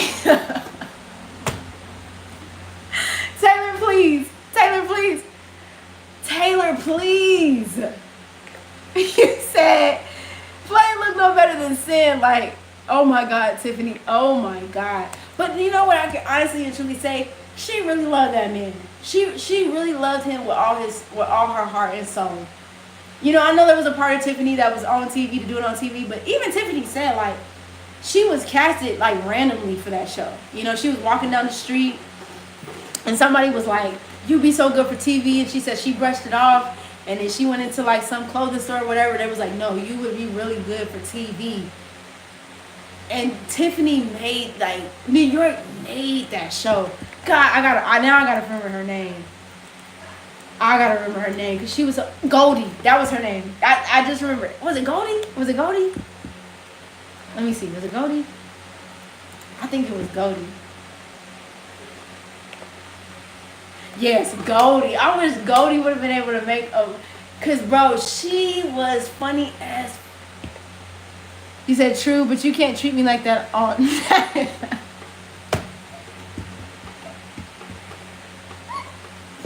Taylor, I'm not doing it with you, yo. She said, you can't treat me like that on national TV while looking like that. Bro... Oh my God, no, dead ass, you can't. You said New York made that show. I remember rushing home after school to watch New York and 106 and Park. Y'all, I miss 106 and Park. I miss 106 and Park. I miss Favorite Love. She was so sweet. She was so sweet, and she was just no bullshit, no drama. You know what I'm saying? She always kept the laughs going and stuff like that. And she was just really there to eat and have a good time. You feel me? I loved her, man. New York made the show. I remember. Yeah, honestly, she made the show. That's why they couldn't get rid of her. And she, like, again, she really did have a love for Flav. Like I said, even though there was a part of her that was also, I know, doing it, you know, because she's New York. I mean, she was a star player, you feel me, to be seen. But, bro, she was funny as hell. I do miss 106 and Park, but I miss the original 106 and Park, AJ and Free. You said y'all forgot about Shay. I wasn't really a fan of Shay. And then who was that? Boots? Or was it Boots? Who was that? No, not Boots. That was or Bucky. You talking about Bucky? I wasn't a fan of Bucky. Yeah, I wasn't really a biggest. Yeah, I wasn't a fan of Bucky. I don't know what it was about her. I ain't really rock with Bucky. Matter of fact, let's go through the whole cast. It was the original Bad Girls Club for me. Honestly, I didn't watch Bad Girls Club for real. Her and Boots was always mad. They was always in the corner like this. And then, this is how Boots used to talk. And then she want to go for my man. She want to sit up with my man. And I'm like, no. Every time you see me, you see him. And she know at the end of the day, that's my... and that's my man. Let me see. He said before fighting became what the show turned into. No, for real. Like, bro. Okay, we finna go through all of it. Let's go through the cast for real. I remember and I think it's still one on YouTube where they have like a whole replay of just New York on the seasons, and she's just literally like going in. That shit used to be so funny, bro. Like every couple of years, I sit up and just watch all the all the I Love New York clips and stuff like that. And this is how New York used to be. You said like season 1, Tanashi Williams on I Don't Sleep. Bro, I don't get no sleep because of y'all. Y'all ain't get no sleep because of me. Period. You know what used to be mine? What I used to do all the time? I used to be like, she's like, wait, how did she used to say it? How did old girl used to say it? And it wasn't her that y'all ain't get no sleep because of y'all. She's like, God, oh no. Hold on, y'all. Hold on, I gotta remember how it go. Hold on. She was like, why you mad? And then she used to do that. Oh my God, what is that thing where she used to like, are you mad? Oh, let me see. And I used to say something. Was that Bad Girls Club? Hold on a second. Bad Girls Club. Are you mad? It's hilarious, bro. Hold on. It was a girl on there. Erica. Are you mad? And she did like a little vote. Oh, I don't understand, bitch. I don't understand, bitch. I don't understand. Yo, and I still do it. I don't understand. Why are you so mad? I don't understand. I still do that randomly out of nowhere. Yuki said, I said that impersonation was fire. Thank you, boo. No, I'm about to do New York. Let me get my little smoke ready real quick because she used to be hilarious. Let me make my little thing because this is what New York used to be doing. Erica says, I don't understand, bro. I swear to God, this is what New York used to be doing to them girls. She used to be torturing them girls on that show. This is what she used to do. And I gotta do it because this is what you would see from New York. And you know that makeup that she used to have, so them eyes used to be low, and she used to be sitting out there like that. And then she used to go to that, they used to cut to the screen feed. You know, these bitches really think that I really want to be friends with them. Like, do you see how stupid these bitches are? Like, are you serious? You honestly think that I want to be friends with you? I'm here for my man. And then the cut scene would be her sitting smoking that cigarette. And you could just see her mind taking, like, just seeing what angle she could get on motherfucker, just sitting there like that. Just soaking in there. Wow. Yeah. and then the clip would say, you said, do New York mom shoot? Bro, don't get me started on Miss Patterson's ass, bro. First of all, do y'all remember the time she slapped the shit out of what's his name? What was that little man name? That little white boy name? She's like, this is what you're gonna do to my daughter. You're gonna go to my daughter. You're gonna let her know that you're here for her, and you're gonna take her home because I don't want Chance to get his dirty little fingers on my daughter. That motherfucker was sent from hell. She used to be like this, Tiffany, I'm gonna tell you right now. I'm about to get to that Taylor too. Because I still say it. Does it look like I give a fuck? Because I don't. You took me all the way here, Flame, just to do this to me again? Again? What? You serious? No. Does it look like I give a fuck? Because I don't. I don't give a fuck. Walking up like this. And then she get a call. I just don't understand why you would do some shit like this to me ever. But Sister fucking Patterson, she used to be on that shit. No. She's like, but I love him, Mama. I love him. You know how much I love, like, I just can't get enough of Chance. Like, he's just everything that I need and that I love. You know, I'm bawling in the limo. And then her mom would be like, no, you don't. No, you don't, Tiffany. No, you don't. I rebuke it right now. We're going to church on Sunday. Don't you ever say that again. This used to be Miss Sister Patterson. This used to be Sister Patterson. This is Sister Patterson. New York really thinks that she's gonna sit up there and take these men home. She thinks that these Nagras really care about what she's going to. No, she doesn't have the time or the energy to be dealing with this foolishness. Okay? Bro, like, Sister Patterson, calm down, bro. Calm down. But that wig, when I tell you that, yeah, that wig used to be sitting on top of her head like a treetop. Baby, that wig used to be sitting on top of that head like a treetop. Y'all said, bro, I swear. And she said, balling in the limo, what's going on, Yuki? We're doing impressive. I don't even know how we started talking about Capricorn energy, I swear to God. And we dipped into I Love New York, and we talking about all these things that happen in I Love New York. She said, you nailed it spot on. That wig had an assignment, okay? The wig had an assignment, okay? The wig was a paid actor as well, okay? She did.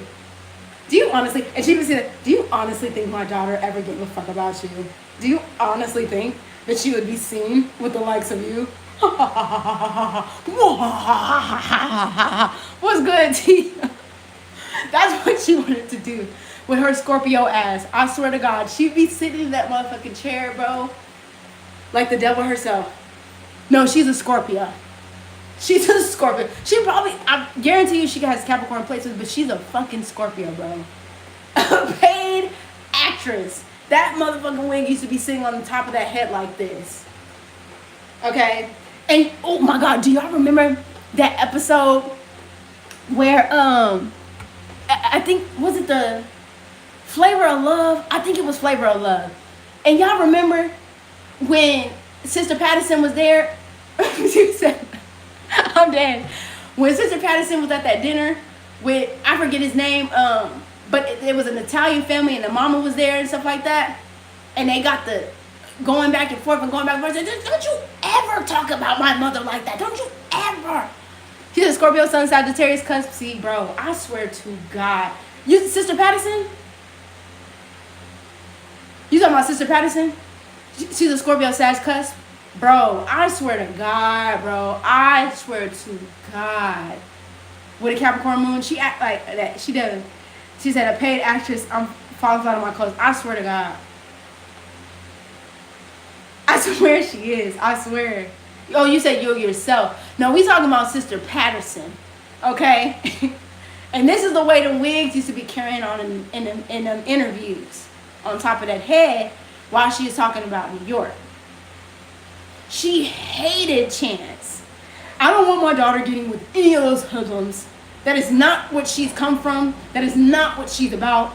And I will, if I have to be on my dying breath to make sure and ensure that she doesn't go off with that hoodlum, I will do anything that I can possible. So I have something up my sleeve that I'm going to be making sure that my daughter never sees him again.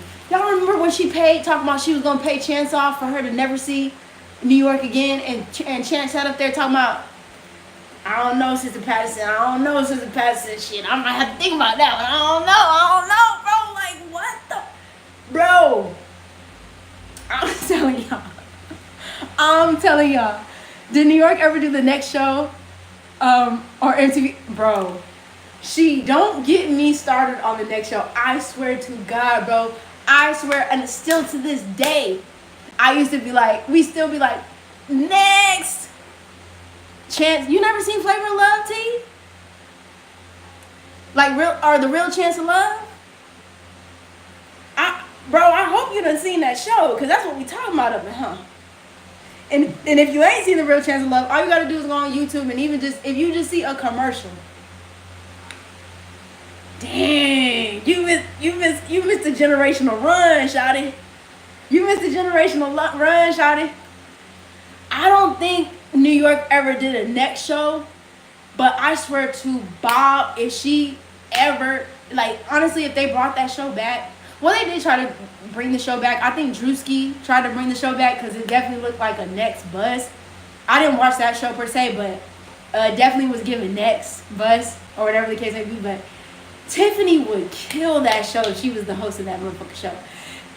The MTV next show, You said, now that you really got the wig situated, see the assignment is activating you. I swear.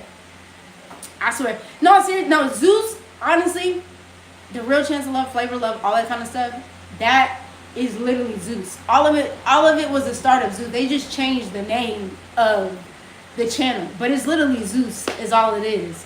Now we just have Bad Girls Club where everybody's just fighting. It ain't really no, storyline or no like somebody's, chasing for love and things like that. Now they just, you know what I'm saying? Now they sitting over there scrapping and shit. But that shit used to be so funny. I remember the next bus, and I remember what was that show, y'all, when they used to date folks' kids and stuff, and the parents used to sit on the couch and be like, they would never date my daughter. My daughter's smart, my daughter's beautiful, she's intelligent, and I'm looking for somebody to like, what is going on with this teen parent shit?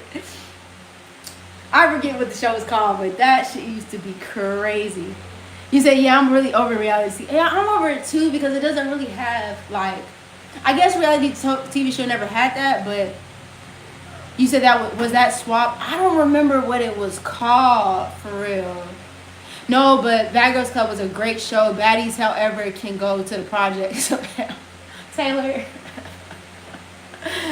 it's giving Jets. Honestly, I'm not gonna lie to you. The whole show giving Jets for real. Baddies, post fucking, ass fat, lip fat, no tummy. I don't watch it. I never really watched like Bad Girls Club. I watched clips and stuff like that of it, but yeah, it was like swap or something like that with Terrence. But bro, Next used to be funny as fuck. And y'all, if y'all ever get a chance, I don't know if they still have, I don't think they have the Next. Last time I checked, they didn't have the Next bus episodes on there, but they used to be ripping the shit with the rep show, bro. They used to get off the bus. Folks used to get off the bus. They'd be like, next. They'd be like, oh, well, and they would have like this. They would have like this witty, like, oh, I didn't want you anyway. You know what? It's all good because I didn't want your bum ass anyway. And they would go back on there. And then they would be on the bus, like, making out with other people and be like, it's okay if you don't want me anyway. And then at the end of it, they'd be like, are you going to take the cash? Or are you going to take the love? Which one is it going to be? And they would sit there and be like, you know what? I'm going to take the cash. And they keep it going. Baddie, shot a clock at us. Baddie, shot a clock at us. Oh, bro. Not to get off topic, but Jersey Shore lit a fire inside of me. Bro. Let's get into it. I already have the wig for purposes. I'm not saying this at anybody in any offense, but swear to Bob. Let's get into it. Sammy, I'm coming for your neck. All right? Sammy is a true epitome of a Pisces. Okay? Oh, yeah. Parental control. It was her and what's his name that used to be not a gaslighter. He was such a narcissist. He like, everybody in the house feels like you're not telling the truth and I'm telling the truth. I told you I was only in the club with a girl one time, and every single time you always want to fucking come for me. Shut the up. And he'd be like, I was sneaky as fuck without the sleeping around. Bro, Snooki used to just be there. She's like, yo, I'm just here for the vibes. Y'all tripping. Yes, exactly. Ronnie used to be going and causing fucking wreaking havoc and then turning around telling them, well, the whole house agrees. The whole house agrees. It's a piece of shit. You'll never amount to anything to me. Da, da, da, da. Like, are you serious? Are you fucking kidding me right now, Ron? Is that what you want to tell? Like, you really think that I think seriously? I swear, you always want to do this to me, Ron. Are you serious right now? Are you serious? Bro, I'm telling you, bro. Like, there will never be... I don't even know if TV is going to be the same. Like, I don't know if TV is ever going to... I don't know if we'll ever get... Like, I don't know, man. I don't know. What y'all feel like? What do y'all feel is like the future of like TV or media? Like, what do y'all feel like it's gonna look like in the future? You know what I mean? You said it's not. They were annoying the whole time. Nah. And like I said, I know we knew this stuff was scripted, but it was just something about it that still had like an essence to it that made stuff entertaining. Like, we were being entertained even though we knew it was a bunch of bullshit. You know what I'm saying? Now, I don't know, man. I just like from the media to even the music industry, you know, songs and music and stuff like that that we used to listen to back in the day. It's just not the same. And don't get me wrong, I know that there's some artists out there and there's some gems and, you know, good music and all that kind of stuff out there and stuff like that, but it just, I don't know, stuff really just don't hit the same. Like, I just feel like back in the day, like, stuff used to just be back to back to back to back to back. Like, music, you know, like, it was hard to find, like, bad music. Like, it was hard to find, you know, and then everybody sounded so distinctive, and like, you could tell an artist from another artist. And then the shows, it was just like back to back to back. Another one that came up for me is what was that MTV show? Girl Code and Boy Code and stuff like that. He said, I think because social media wasn't as surveillance as it is now. Yeah, no, I feel so too. Social media, our phones, you know, it makes me wonder, like, what life is gonna be like when maybe we start to, like, disconnect from our phones again. You know what I mean? Me and my homegirl was talking about this that power outage recently that went out, and I think it was in Spain. And, you know, people was like, nah, actually, people were like, it looked like the 90s to me. You know what I'm saying? It looked like the 90s, 2000s, like, people were just going outside, talking to each other and chilling and kicking in and stuff like that, and wasn't really tripping about nothing for real. You know, I don't know how long people are going to last on it, but it seemed cool to me, you know. That's true. Social media really ruined it all, I believe. Yeah, it was so different. It was, like, I feel like we were connected to each other, you know. Like, I feel like we were more, like, interpersonal. We were more, like, community oriented, community based, and not just like for the sake of, like, oh, we're like, no, like, I feel like we were more involved, you know, with each other before we had social media and stuff like that. Like, I'm really thinking about my childhood too, and I'm a millennial, y'all. You know, I'm a 90s kid, early 90s kid, 92. You know, and I, like, sometimes sit back and think about, like, the evolution of technology and media. Like, we were literally the generation that saw all of it. We were the generation that saw it from before, like, from house phones to pagers, beepers, you know what I'm saying, BB 911, you know what I'm saying, to slow dial-up internet computers, and then just seeing, like, the computers go from these big, huge computer boxes to, like, a phone, you know. And even when we used phones back in the day, like, I didn't have no BlackBerry per se, but I definitely had a Razor, and I definitely was slamming that motherfucker. I had a pink Razor, bro. I remember the first time I got that motherfucker, I used to be like, oh yeah, that's what it is?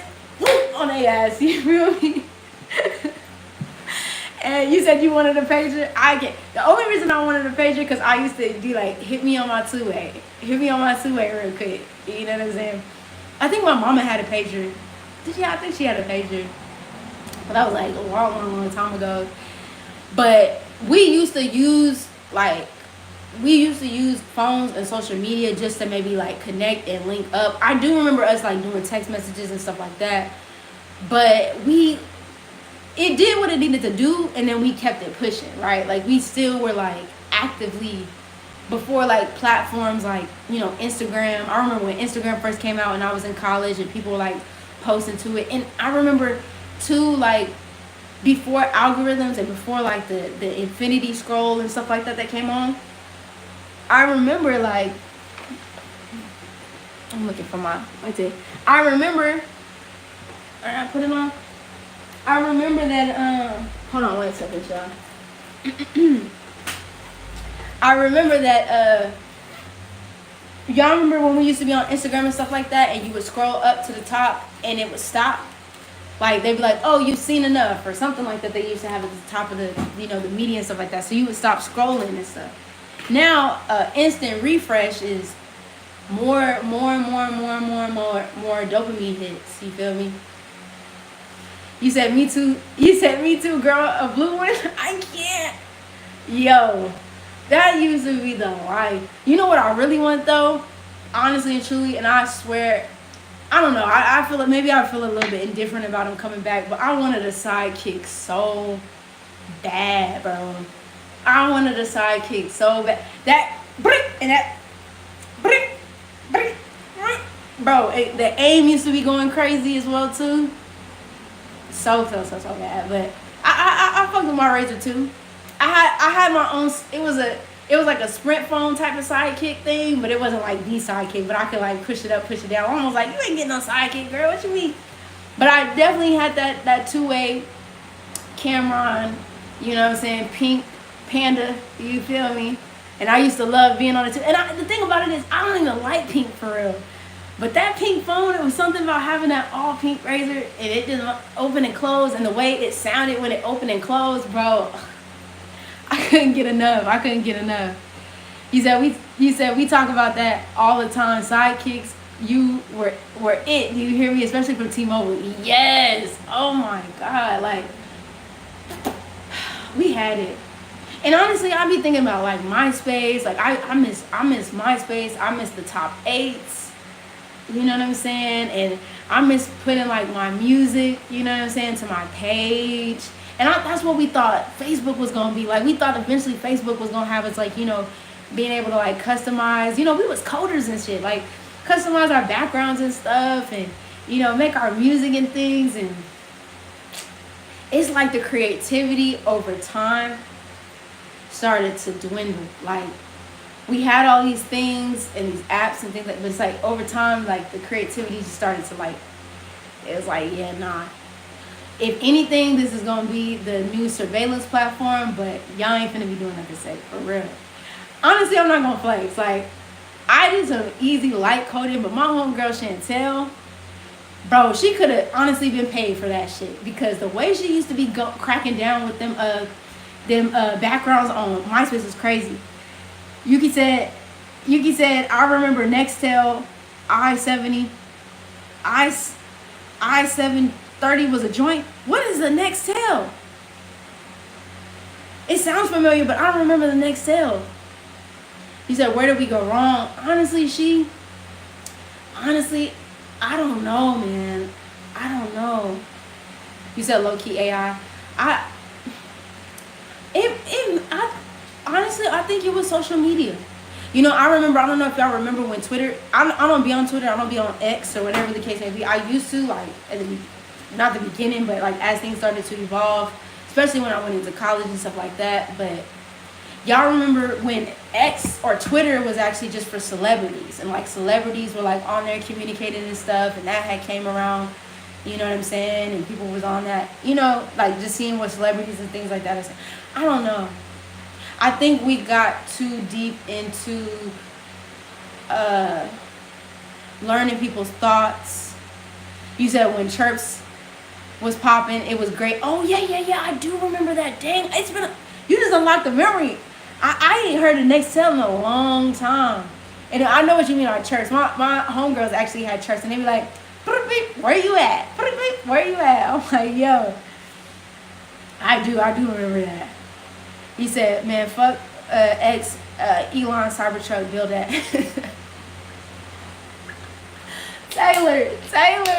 Taylor gang, no, real shit. Oh shit. Yeah, where you at? Y'all remember that commercial that like old Gravy like, where you at? On them Chirps and stuff like that. No, I think where did we go wrong? Honestly, she was social media. I think social media really took the cake when it came to just like connection and like us. You know, I think it's not the fact that we connect. I just think it got taken too far. Like us being bombarded with people's opinions every single day with multiple.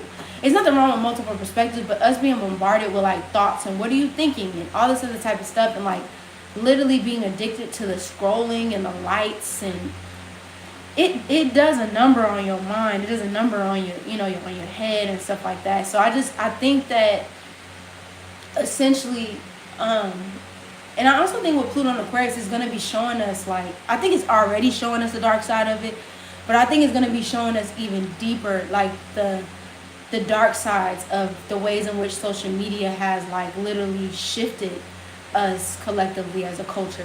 But I honestly, like, I I'm gonna just go ahead and say this now. I really honestly to think, yes, exactly, like a huge public journal, like it piggybacking off of that, Taylor, like for example, I'll see like the fact that we have an algorithm system, right?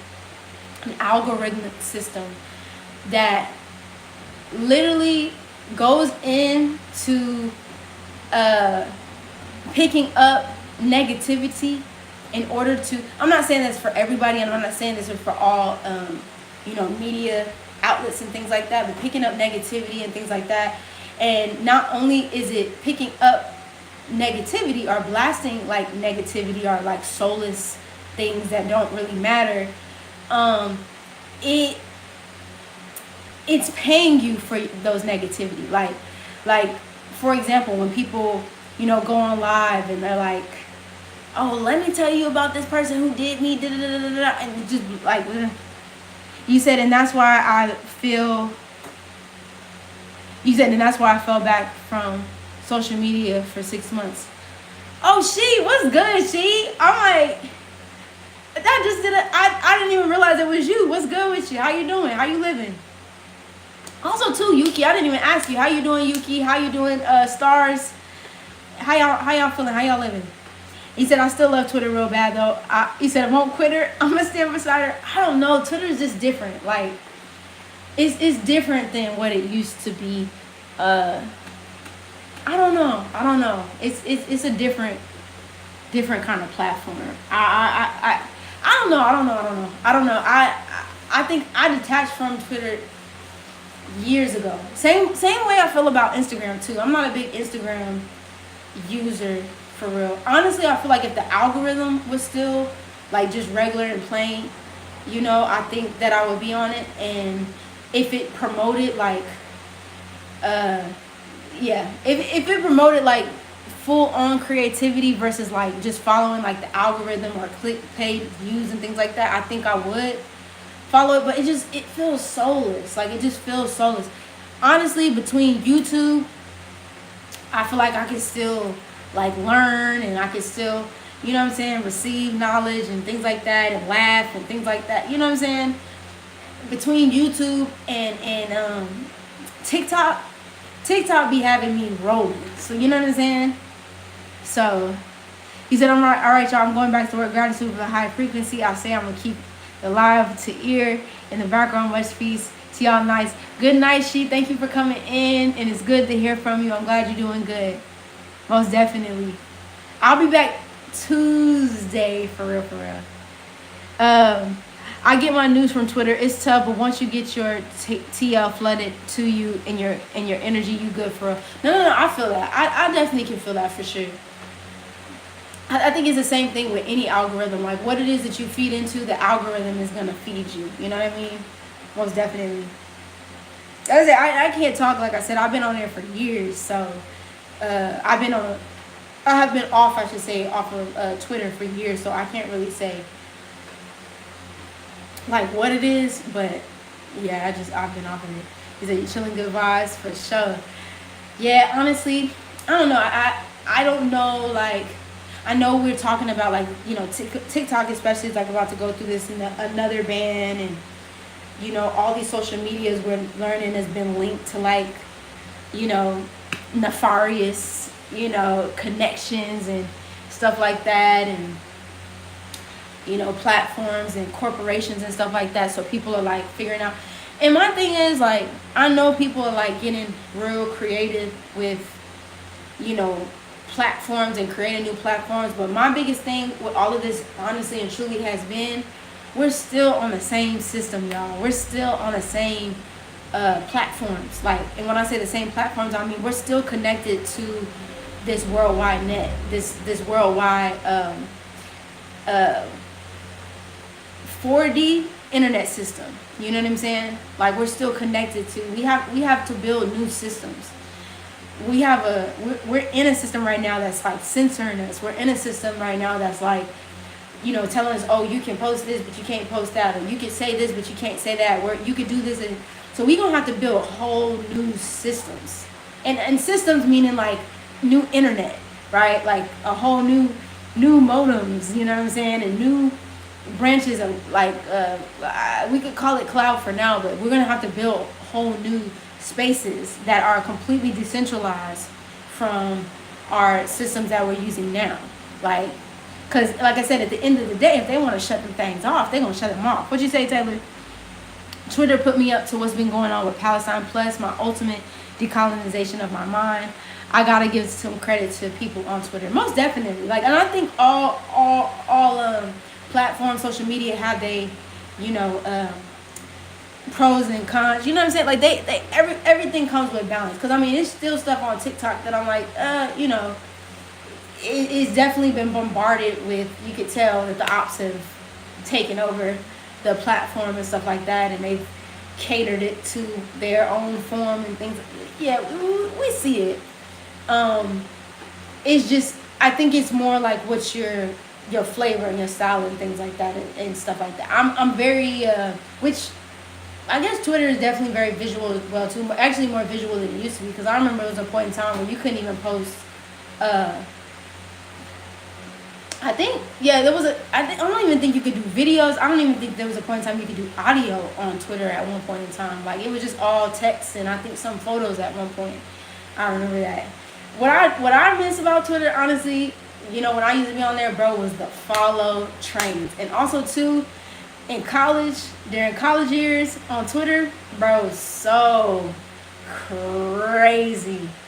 You said I'm very Cancer heavy, so on the nostalgia. No, I feel you as well. Like, I'm big on nostalgia too, and I love like those spaces that really do feel like home, and that feel like good places of like expression and things like that too. So no, I definitely get it. I think it's like I said, it's flavor. It's more so like going into like style and flavor. I even think about YouTube and like the direction of YouTube, and if YouTube is ever going to be like one of those platforms that's going to go away. And honestly, y'all, like, I think that YouTube is evolving, but I just think with the rise of censorship, I think especially in these coming times, I think that things are going to be looking a lot different on these different platforms. And I can't even say that you're going to have to pick your poison per se, but I do think that a lot of people are going to be moving away and gravitating towards building their own. I just have a feeling, because like I said, censorship is going to get to the point where it's going to be like, damn, I can't post nothing. Like, I can't say nothing. I can't speak out on nothing. I can't post nothing. Like, you know what I mean? And that's just with a lot of things. That's not even just social media. I've been thinking heavy about like the borders as well. I know it's like really random to say, but it's definitely something that we can look to, especially with like Uranus and Gemini, coming up, and also Uranus and Taurus, like ending this cycle and stuff. But going back to like censorship and stuff, I know y'all, and I'm just saying this. You said earlier you was talking about the system brainwashing people even as a child. We also have to take responsibility for not educating ourselves, because there's a lot of information available. Most definitely. That's why I said, like, we having to decolonize the system. We're having to decolonize our mental. We're having to decolonize our mind. But when you're literally, for example, we live, for the majority, not everybody has the opportunity to live like this, but we live in a society where when you're under the roof of your family, you listen to your family, and think about that, y'all. That's from elementary school all the way through high school. All right. And sometimes for some people, when you get to college, when you're living with your family, when you live in like under the guise of like, okay, this is how things are supposed to be. Yeah, you do get to a point in time, or I wouldn't even say an age, but you do get in a point in time where you can start bringing awareness to certain things and being like, okay, well, let me just kind of look into and take this into my own reins. But because the conditioning starts from such a young age, and you're literally, I mean, y'all, this is 12 years of slave, right? Enslavement, I would say, from elementary school all the way up through high school. that's 12 years out the gate for some, not all. You know, because everybody didn't go to like grade school per se. Some people were homeschooled, some people, you know, different situations and stuff like that.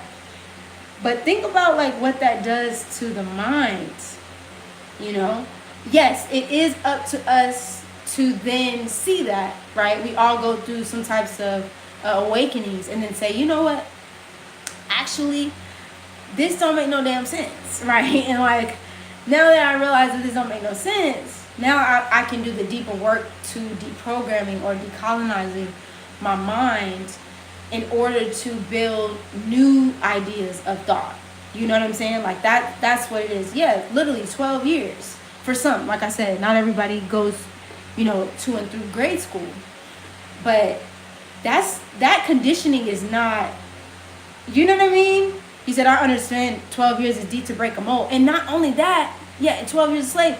Not only that, y'all, we're not only carrying 12 years, but we're also carrying ancestral patterns.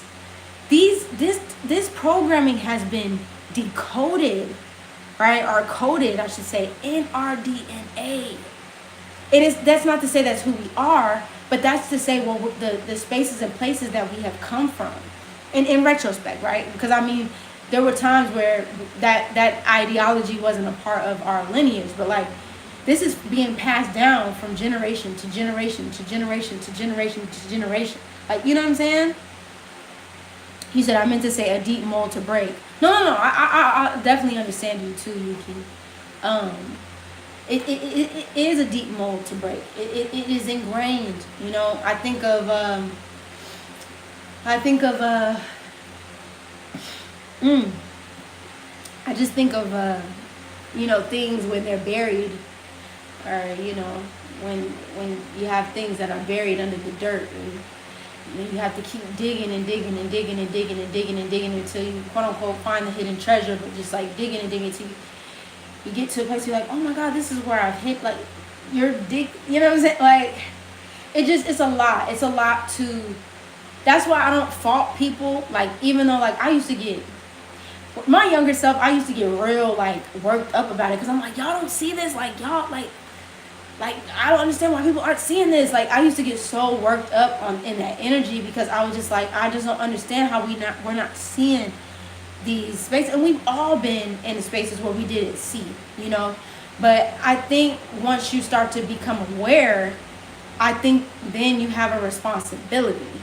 Okay, that's now this is the Saturn coming out of me, right? Like, I think when you become aware, that's when you actually have the responsibility to do something about it.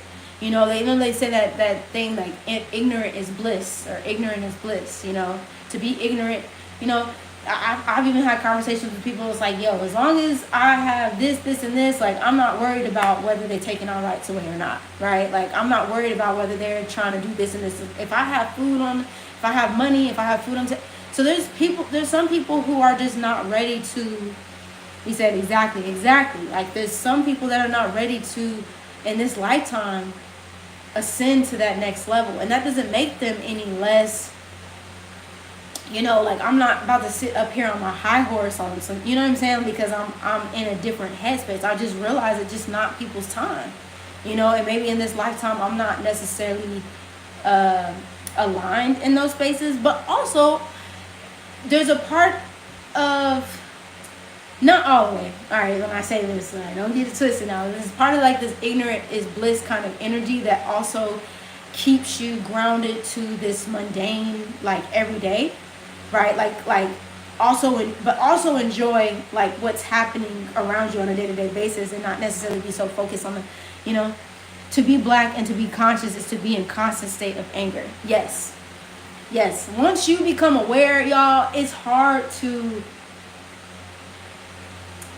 Okay, I'm not trying to say it's hard to be okay, but it's hard to just sit and be ignorant, right?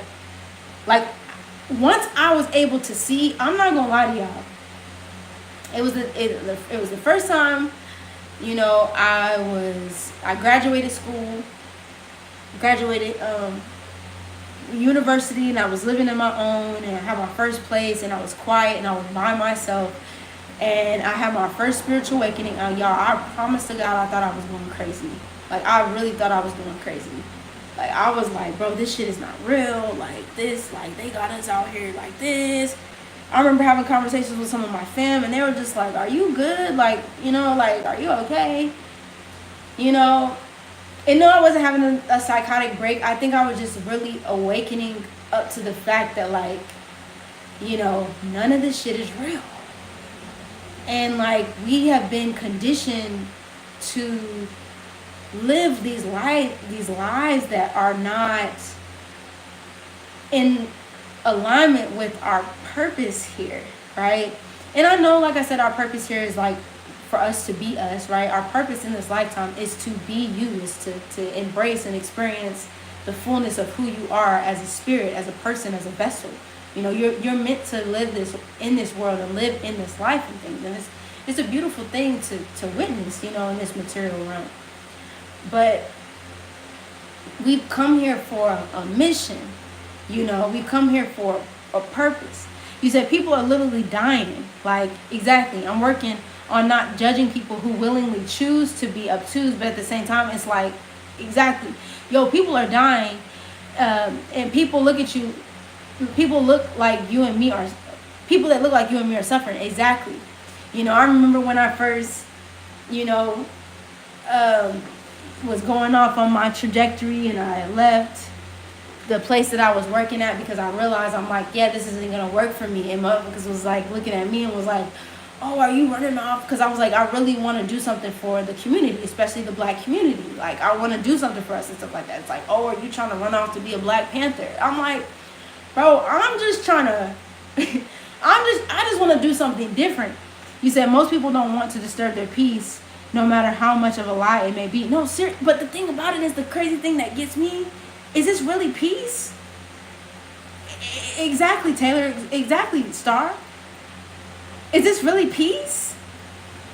Like when we really think about it, like, is all this really peace? What's good, D? What's happening? What's going on? How you living? How you living? But is living a lie actually peace? When we have people who are depressed, you know, when we have people that are literally dying from mental health issues and physical health ailments because they're literally working to survive and breaking their fucking backs to live. Is it peace? Or is it enslavement? Just saying. A compliment. Shout out to the Black Panther. No, that's what I'm saying. Like, I was just like, I'm not trying to be no Black Panther. Maybe I was a Black Panther in my past life. I'm not sure. But no, it's a revolutionary ideals to want to do something different. Like, when you look around and see that none of this stuff is like, yeah, of course you want to do something different. You said for me it's unsettling to settle for the bullshit. Exactly. You said not much chilling, doing Astro late night homework, watching Drag Race. I don't want to come in tone deaf. What are we talking about? Shout out to Drag Race. Shout out to doing Astro late night homework. And what are we talking about? We're talking about a lot of things. We done jumped from Black Panther, what is it? The Black Panther movies, Sinners, Capricorn, talking about Saturn, I Love New York, Next, MTV, being nostalgic, and now we're just talking about like the complacency within the system, you know, or complacency within this, like, basically not judging people for, not wanting to judge people for like where they're at in their journey on this planet, or not judging people for the journey where they're at, you know, in this world, in this realm, but also being like awakened and attuned to the fact, like, yo, this is happening, like Taylor, like stars and things like that. People are dying, like being complacent in this settling in this idea of peace. But is it actually peace? You know, like, what is peaceful about living in entrapment and enslavement? You know, and yes, and doing the Lord's work, right. And it's sometimes it feels like you're going into like I don't know if this is the word, like a spiritual psychosis. And I think, honestly, I'm not gonna lie, this is what Pluto retrograde brings up a lot. It might be, I don't know if that's the word for it, like a spiritual psychosis. But this Pluto retrograde feels like, I think it's kind of giving that energy of like a spiritual psychosis. Like, or even like this idea like where you're meant to feel like crazy, or you're meant to feel like, oh well, again, like going to like, oh, that's just the way life is, that's just like how things are, you know. Like I even see like, for example, housing. You said I used to be so judgmental to people, but then that Saturn and Gemini retrograde put me in a headlock, and my Jupiter and Leo definitely cut off my blessings. No, seriously, like we can't be like, we're not, the thing about it, the beauty of this world is, y'all, we're not all meant to think alike. We're not all meant to be on this trajectory, like in the same mind, in the same place. I think it keeps us learning from each other. I think it keeps us growing to know. Like I said, I'm not, like I was the same way, D, and I was just like, you know, I felt some type of way because I'm like, how are y'all not seeing this? And very like judgy about how are y'all not seeing that this is like they're bamboozling us and all this other type of stuff. But I'm just like, that's just not, that ain't where they're at. And a lot of times what I realize is that energy that people come from is, a lot of times, is people are actually in fear. And I'm not saying that the people that are thinking future forward or addressing this or having these conversations aren't also like living from a place sometimes like where you're like, damn, I don't know what's going to happen, I don't know how the world's going to be, but you're aware of what it is. And as I said, now it's our responsibility to do something about what it is that we know. And that can look like anything, you know.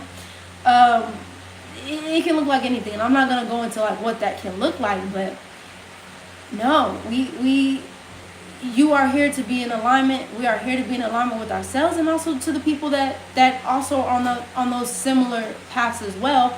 And with that energy of understanding, knowing, and awakening, and like really spreading that awareness in a way of like embodying the awareness versus like sitting on the you know, the podium and like, oh, but y'all don't understand, you know, I don't, that whole woke energy of like, oh, I'm woke and you're not, and y'all don't understand. That's not gonna get anybody, you know what I'm saying, to like, okay, y'all just think y'all know everything, y'all think y'all know it all, y'all just so this and y'all so that. Like, that's gonna really disturb people. It's gonna turn people off to your message, you know what I'm saying. You just have to be embodying of that message. This is going to be this Aries energy coming in, right? You're going to have to embody that. This Neptune and Aries and Saturn and Aries, you embody that, and people are going to look and be like, yo, I kind of want to do what they doing, or I kind of want to, let me follow suit. You know, that's how the awakening is going to come in for people versus like sitting on the, oh, no, you, yeah, da, da, da, da. Star said, we all have our own journey, and that's beautiful. It's beautiful. It's beautiful to bear witness to, you know, and be a part of. Now, I'm not gonna lie. Now, having conversations with people that are not necessarily like on that trajectory sometimes can be, it can be a little draining. I'm not gonna lie. Like I'm not judging or nothing like that. It can be a little draining to be like, you know, having those kind of conversations with people sometimes. Because you want to go deeper, you want to, you know, because it's hard for me to walk around, like, I'll be having these conversations with folks because it's hard for me to sit up and walk around like shit ain't happening. You know what I mean? Like, I could be happy-go-lucky all day long, and I can be, you know, just as sunny. You know what I'm saying? Yes, it can, no, for real. Like, I can be just as sunny as I want to be, but I have many sides to me, and I love and crave emotional depth and intellectual depth. And it's like a little bit something dies inside of me, you know, when I'm like, people are just like, well, you know, that's just like, that's just how it is. I'm like, I don't really know, like it's the world. I'm just like, damn, you know, another one bites the goddamn dust, you know what I mean? So, let me see. You said I don't hide it. My resting bitch face go crazy, bro. Listen, D, I swear I'll be on the same thing, cause like I have to catch myself because my face is very expressive. So sometimes I'll be talking to people and I'll be like, it's like I have to catch myself because sometimes I'll be like dead ass like, ho, is you cool? Like my face be like. I'm at, because I motherfucking said so. Like what? Come again? No me entiendo. Okay? You said the same face. Like, I'll be like, like make it make sense. I think it's problematic when people don't want to get active until the BS happens to them, like the Chinese lady from. No, seriously. I mean, we've been conditioned to be individualistic, and y'all, when I say this, I'm not blaming this on like, you know, no, for real, like, oh, is you cool, like, for real. I'm not blaming this on, like, I know I keep saying like this conditions, it conditions, there's conditions, and you know, I don't know, y'all. It's just like we have been so pulled away from each other, right? He said, I'm a Sagittarius sun too, so I follow up no problem with girl, shut up. Please shut the hell up. Like, for real, no, seriously. And it is like that. Like, you know, I see so many people on social media right now that's like, you know, that's not of, you know, Afro or Afro-Indigenous descent, you know, in some cases, and not all cases, but in most cases, they're like, you know, just like, I don't understand, I don't know, why is this all happening? And it's like, bro, this shit been happening. This shit been, like, this shit been going, like, this shit been happening. This shit been happening, y'all. Like, this is not new. The buses are nasty. The buses are filthy. It's been happening for a long periodically time, okay? Like, dead ass. It's been happening for decades. It's been happening for centuries, y'all. Like, this is not, but until it's affecting you, then now, like, it's alarming. Oh my God, everybody's shaking in their boots. And I'm gonna say this, and I know some people might not want to hear this, but I'm gonna say it anyway. Y'all have to understand that, I don't know if y'all ever seen Big Brother. He said, you were about to say something about us being pulled apart, and then you stopped. Okay, I'm gonna stick a pin in that, because we were talking about sinners and the Asian lady, like, talking about things not affecting them until it gets to them. And I'm gonna get to that, because I'm meaning like tribal, like how we've been like pulled apart and stuff like this. But I'm gonna say this. I know, like, a lot of, I forget what I was about to say, but I was getting to this point and this point exactly. Oh, the characters, y'all. These are characters that have been playing in our faces, right? These are actors, actresses, and actors on a green screen that have been puppetries behind the screens and being told what to do, right? And I know I have my own thing about some of y'all's president, quote unquote. So I like how everyone bless. I like how everyone was gagging when The Handmaid's Tale came out on Netflix, and everybody shocked and gagged like, oh my God, you can't imagine. Like, yes, actually I can, because it happened to my ancestors. Exactly. But now we're here for the white plight, right? We're here for the white woman's plight with The Handmaid's Tale. That's another story. I haven't seen the new season just yet, but yeah, the white woman's plight. You know what I mean? Was the Handmaid's is the Handmaid's Tale. And it's actually happened. Yeah. That's another story for another time. Okay. But like I said, with some folks president, right? Because I never claimed presidents and things like that. In that retrospect, now I'm not gonna get too deep into that. I know a lot of people are upset with they president and things, but I want y'all to understand, and I want y'all to get this, and let me be very clear. Every single thing that has been exposed under this presidency and the last one, it is not anything. Yeah, we're gonna call them Cheeto Puff, aka Cheeto Puff. Everything that has been happening under the guise of Cheeto Puffs and everything else, and not just under the guise of Cheeto Puffs, but all the presidencies since the beginning of time, it is nothing new under the sun, y'all. The only difference about this one from the rest of them is that this month is doing it out loud. Okay? He is doing it out loud, in your faces. It's blatant. Okay? What's good, T? Welcome back. It's in our faces. He's literally just exposing everything to you. And guess what? He's a Gemini. Jupiter is in Gemini. It's communicating. It's expanding whatever it touches. Exposure. Exposing.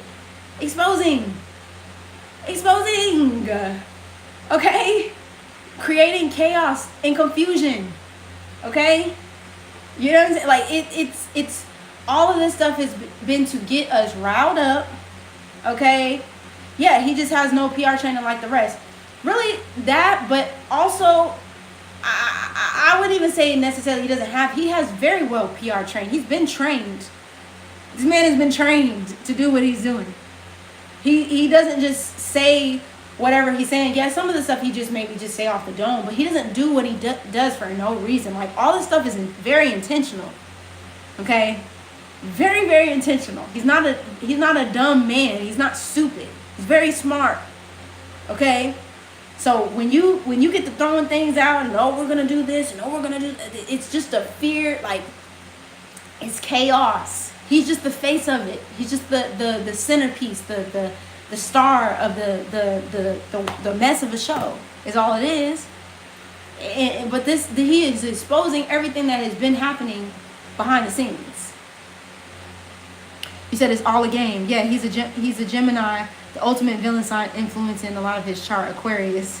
I don't even think he's in control like that. Yeah, all of that stuff is being told what to do. Y'all think that the quote unquote presidents is here to they're the ones in charge? Are they the ones calling the shots? No. They got a whole council behind them. An order behind them that's telling them what they need to do, what they need to say, what they need to show up to. What they need, they're the face of the madness. But there are other people, okay, that play behind them curtains that is telling them what to do.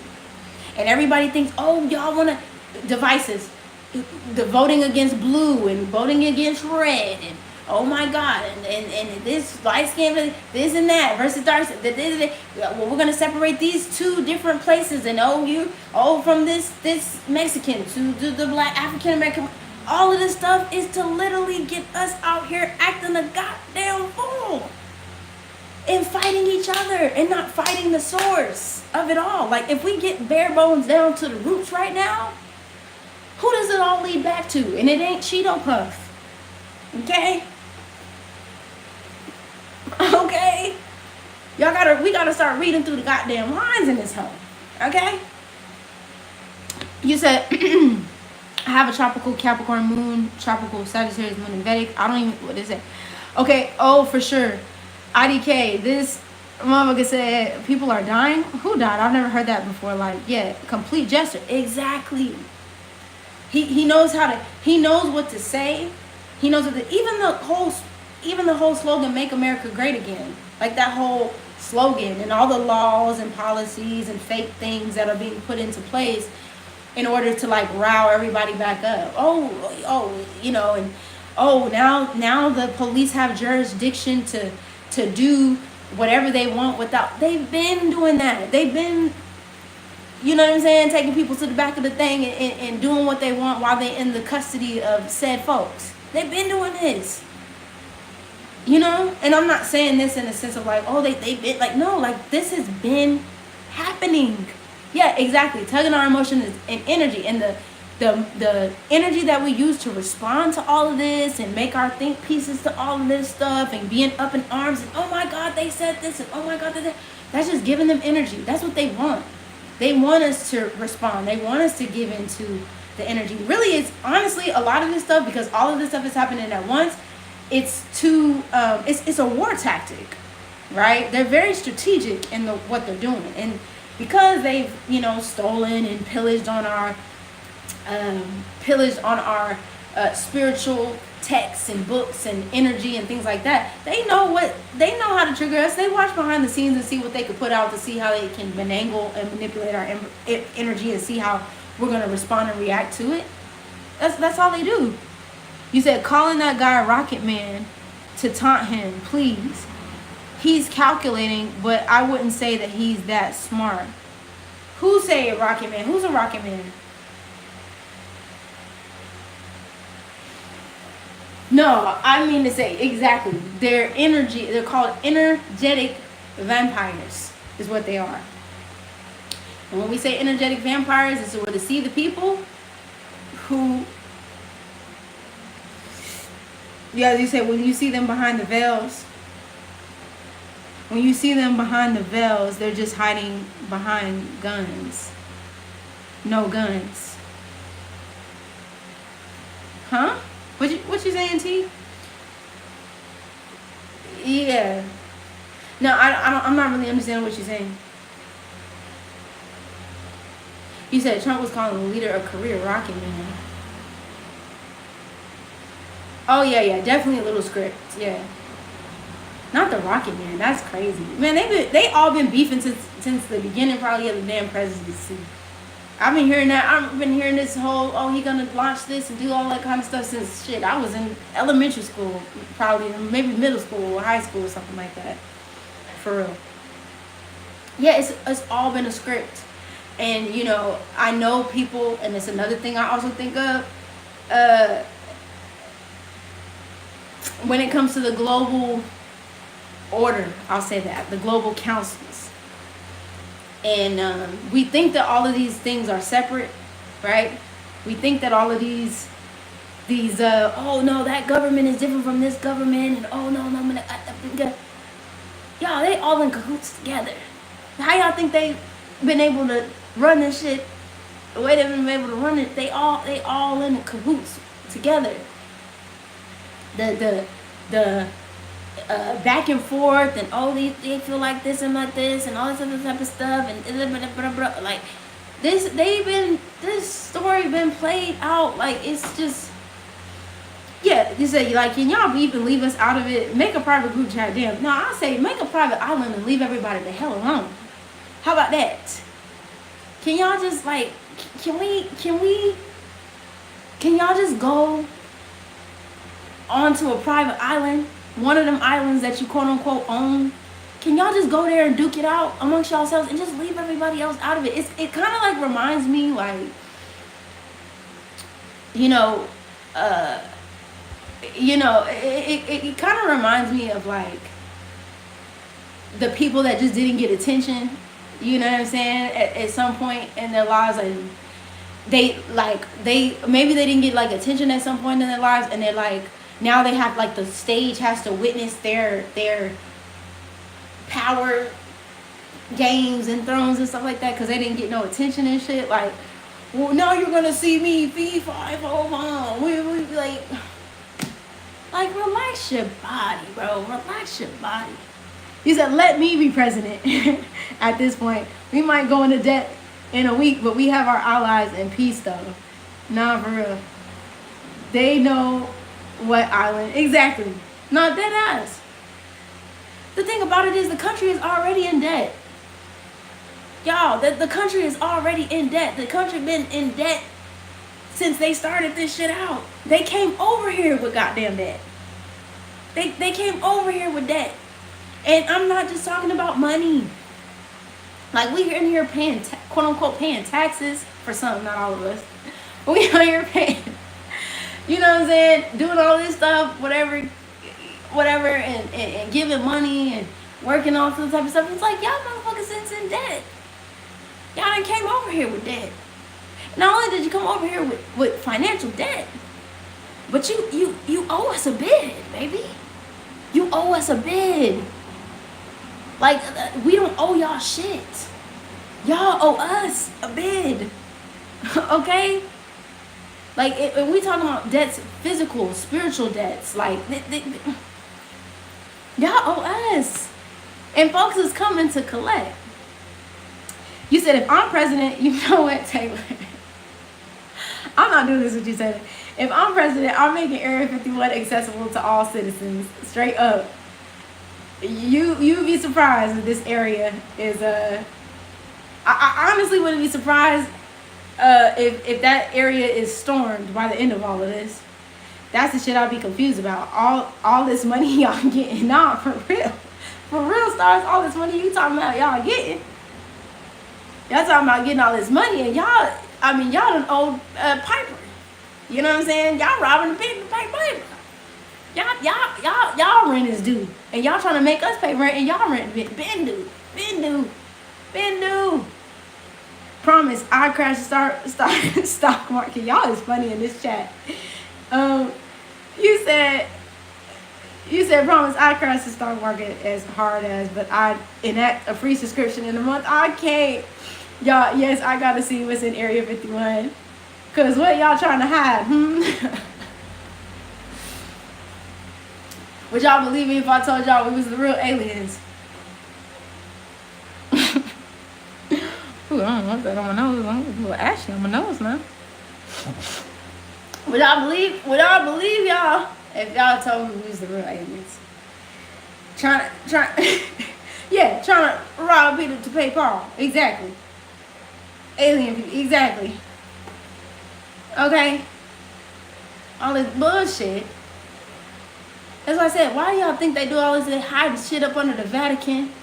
You know what I'm saying? Destroying villages and destroying places. And back to what Yuki was saying about like divided and conquer. We were talking about sinners and the Asian girl, you know, because now her husband is outside about to get sucked dry by the vampire. Now she all up in arms like, my man. This bitch left you for dead, ho. Okay? My man. And she leaving these, you know what I'm saying, motherfuckers for dead. Okay? But still, until it didn't affect y'all. And that's what I'm saying. The pillages, the system turning people up and turning people against each other and crossing areas. Taylor, you know I'm telling the truth. This bitch left you for dead. She left you for dead. Okay? And that's what I'm saying. Like, pitting folks against each other, right? Telling people, oh, this person, oh, they against you, they against you, da-da-da. It got so bad to the point where people started individualizing themselves and separating themselves. Like, think about it. Think about the ways in which we used to live. You said the Chinese girl who left her for dead. Have you seen Sinners yet, Yuko? Or Yuki? I'm sorry. Have you seen Sinners? Basically, if you haven't seen, well, I don't want to give it away if you haven't. Basically, there was a part in Sinners where the Asian girl, when Smoke got turned, okay, well, spoiler alert, when one of the twins ended up getting turned, and it was time, and everybody was around trying to make sure that Smoke was okay, the Asian lady that got invited to cook with her man, her husband, he had went, basically, you know, he's like, I gotta help my friend, like, I gotta help the homie. Because he just been turned, and like, we gotta make sure he's good, and you gotta make sure okay. And she grabbed this man and said, that ain't got nothing to do with us. Well, this man just turned into a whole vampire. He just literally died. Died again, born again, died again, born again. Okay. And came back, and she said, they ain't got nothing to do with us, so let's go. And her man ended up leaving because he was about to try to pull the car around. Didn't realize it, but then he ended up getting sucked dry. You know what I'm saying? He ended up getting sucked dry. Okay, because he went outside. And now she all up in arms and mad and stuff like that. And like, oh, they took my husband. They made my husband. And then ended up crying wolf, talking about, just let him in. And the thing about vampires is most, not in every, but for the most part, most folklore vampire stuff is you can't, and not even just vampires, but just evil in general, right? You can't invite evil in unless you allow it in. And that's why when people talk about, and that's a whole other conversation for another time, but when people talk about like destiny swapping, I don't believe in destiny swap, because you only are allowed to bring that or invite that energy into your space. That's a whole other conversation for another time. Nothing, you can't take nothing that was already given to you, okay? That's already on your head. So when I think about this scene and her, you know, screaming, just come on come in, and stuff like that. And then Remick, the vampire, looking like, oh, you done start some shit now. Now they come, now everybody dead because she decided to tell them to come inside, when literally all they had to do was wait until the morning and everybody would have been saved. But because she decided that she wanted to run her mouth, everybody ended up dying. For the most part, everybody ended up dying. Taylor said, now your daughter has 2 dead parents, and for what? Like, you could have waited 2 hours into sunlight. Exactly. Y'all was in that juke joint getting in. It was probably like 4 o'clock in the morning at that point. 3, 4 o'clock in the morning. Babe, you could have waited. You know? Like, what you mean? I wanted to see more of the Indians who beat up the Grand Vampire. No, me too. Me too, definitely. Yeah, I want to say our soul contracts are real, yeah. They definitely are real. And I thought they were going to pop up at the barn and handle shit. I thought they was going to pop up at the barn too. But they know where to keep their business. They knew where to keep their business. But I was wishing that they maybe was doing like a little night thing. But it's the thing about it is because they're active at night. That's why he was trying to tell them, hey, you got a man's in your house. You got somebody in your house you might want to watch. You done invited some stuff in. Just let you know. And it's about to be, in the night. You know what I mean? Like, hey, you about to be clocked for that tea. And she was like, oh no, them, with the Ku Klux Klan hat, sitting on that bed. And little did they know, then they get in terms, But they knew not to go back outside after dusk. Or after dawn. They was giving that iron demon the business. They sure was. I mean, since you want to be rowing all out in the daytime, we don't know what the man was doing in the daytime. Honestly, I'm not gonna lie. I love the show, but there's so many different storylines that I wished, which I'm pretty sure we're gonna get a part 2, and I'm pretty sure we're gonna get like a before, and I'm pretty sure we're gonna get an after. For some reason, I don't feel like his twin died. Like, he's a vampire, but I don't think he died. Because, I mean, unless I'm seeing things wrong, I don't remember Smoke, I don't remember seeing Smoke burn to the fire. And I don't remember Smoke being killed either. I remember him, like, having the thing and about to kill, but I don't remember ever seeing him actually, like, kill his twin. So I'm like, did he lock him up somewhere? Or maybe I missed something or something like that, but I'm like, did he lock him up somewhere? You know what I'm saying? I don't know. I don't know. That crossed me too, because I'm like, I don't ever remember seeing his twin die. But back to that, as we were talking about Yuki, this idea of, I think, individualism, I think, is a Eurocentric trait. Okay, it is a westernized trait that every man for himself kind of trait. It reminds me right now when I'm thinking of this is coming into my head, and I don't know why I'm actually getting this vision, but one of my family members used to say this, and I'm like, wow, you are absolutely right. And it's coming to my head right now.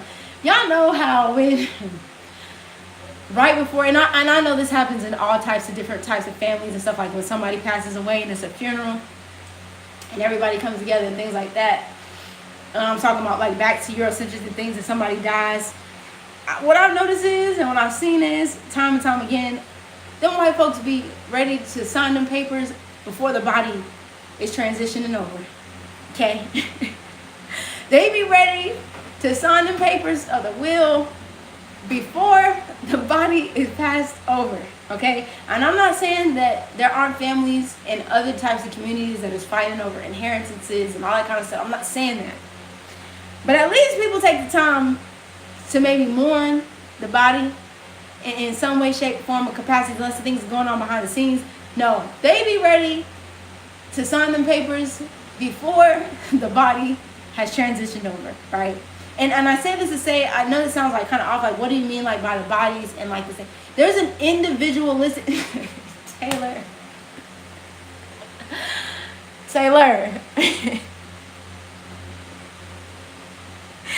She said the body still be warm, and it do. The body still be warm. The body hasn't even had a chance to transition, y'all. Like, it's crazy how they get down. It says, I was walking on ancestral plane, but IDK if he actually died, but Stack is done. He can't come with the ancestors.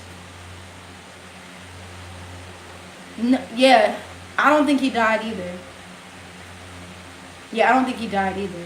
I mean, but the thing about it is, I'm into vampire lore myself, you know, and I think there's a lot of different stories that we can go into with vampirism and like where it actually originates from and like the energy of vampirism. Because the thing about it is, we as a people, I know that it's hard for us to believe because we think that death is so taboo, or death is very taboo in westernized culture and westernized society. But even us as black people have a huge fascination in many cultures before colonization in death, in transition. There is not only such thing as a birth doula, but there is such thing as death doulas. You feel me? And so there's a lot of ways in where I think vampirism has been, like I said, westernized. But there's a lot of other stories that are not fully talked about.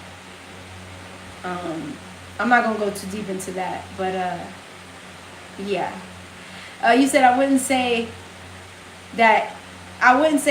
that's what individual is exactly, by the way, but knowing ourselves is crucially important.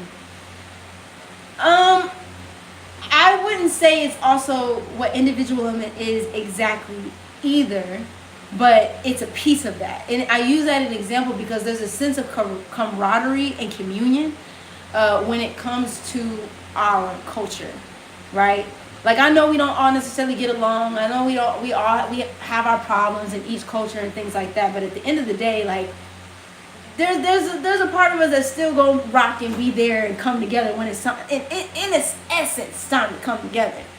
But in Eurocentric culture, it's a lot of times what I've seen and what we have bear witness to is called collective individualism.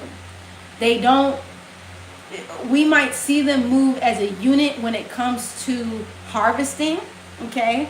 And I said what I said.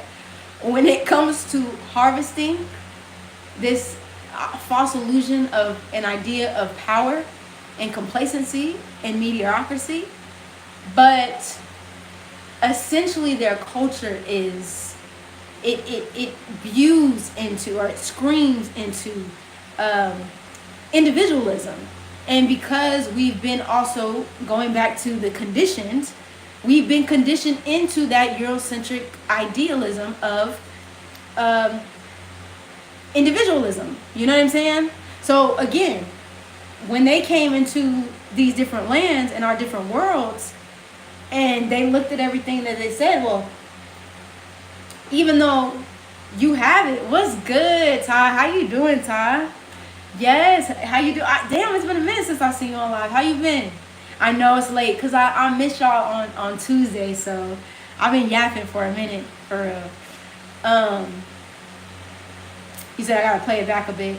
Yeah, it's just, I say this all the time. I know that the example was kind of screwed in student and stuff like that, but there is and I don't know if it's just in their genetic makeup as whiteness and civilization, or Eurocentric culture, or westernized culture and things like that, but inherently their culture is individualistic, and they're like I said, they move as units when it comes to harvesting, but they're not communal, you know. They're essentially not, that's not their culture to be communal, you know. And I don't, like I said, I don't know where that comes from. I'm not really sure. I had a homegirl one time that told me, and it's sticking to me, and I'm actually thinking about it right now, of like, whiteness or just Eurocentric is genetically recessive. She would say stuff like because we are the oldest, or we come from such a we've been here, and we've went through these different portals and times and things like that. Like we're old in age. Like we've seen it from the beginning and things like that. And they're like the children. They're like the kids. But then I I also, I heard that, but then I'm like, well, what about kids? You know, I think of children, you know, and I think of how children naturally operate a lot of times before they're conditioned to be otherwise. Like, usually, for the most part, I'm not saying all kids are, but for the most part, kids are like naturally wanting to share, right? Like, kids are naturally wanting to, hey, you're my friend, let's be friends. Or you want some of my whatever, you can have a little bit of mine. Like naturally. Usually, like I said, I'm not all kids. Some kids spawn of Satan. You know what I'm saying? But there was kids, you know what I'm saying? They naturally want to share and give. You said it's true. If we have generation trauma from slavery, what do they have? Exactly. Where does this mentality come from? You know? Like, it always baffles me. Like, I don't like to go necessarily into like the roots of white supremacy because it makes my head hurt, honestly and truly. And I've even tried to attest it to the range of emotions that we experience. So for example, like I was talking about before, like jealousy and envy. Like, we all go through these different ranges of emotions. Happiness, you know, like all these love. And like, we go through these different emotions, but it reminds me, like, I think also too of emotions as spirits, in a sense. Okay, that's a first. That's what you think? Yeah, cool. Okay, we'll go with it. I also think of emotions kind of like spirits as well too. And so, you know, when they talk about like different spiritual attachments, so just as much as attachments can be attached to you, those things can also be detached from you as well. So you go through these ebbs and flows of emotions and things like that. And so when they see us, when they see that, for example, the sun takes well to our skin, right? They see that our civilizations are rich, and not just the things or the gold and things like that we have, but the gold that's encoded into our skin, you know, the culture in which that we've created and we come from, and the fact that we're connected to something higher than ourselves, that are essentially also ourselves, like us being the gods as well. I know that sounds crazy. I know it sounds crazy to some to think that we're gods, but if we're created in the image, surprise, surprise, surprise, surprise, then if you come in, and I use this as an example, imagine, y'all, imagine selling from the pits of hell. Okay, imagine selling from the pits of the Black Plague and filth. Okay, like imagine going from cold and dry and decrepit. You know what I mean? And folks dying because they haven't bathed in ages and they don't have seasoning on their foods. And then you come and you sail away because you've been kicked out of your own country, or kicked out of your caves and kicked out of your spaces, and you go to these countries and it's lush, evergreen, waterfalls and shit. Motherfuckers in this bitch dancing all night.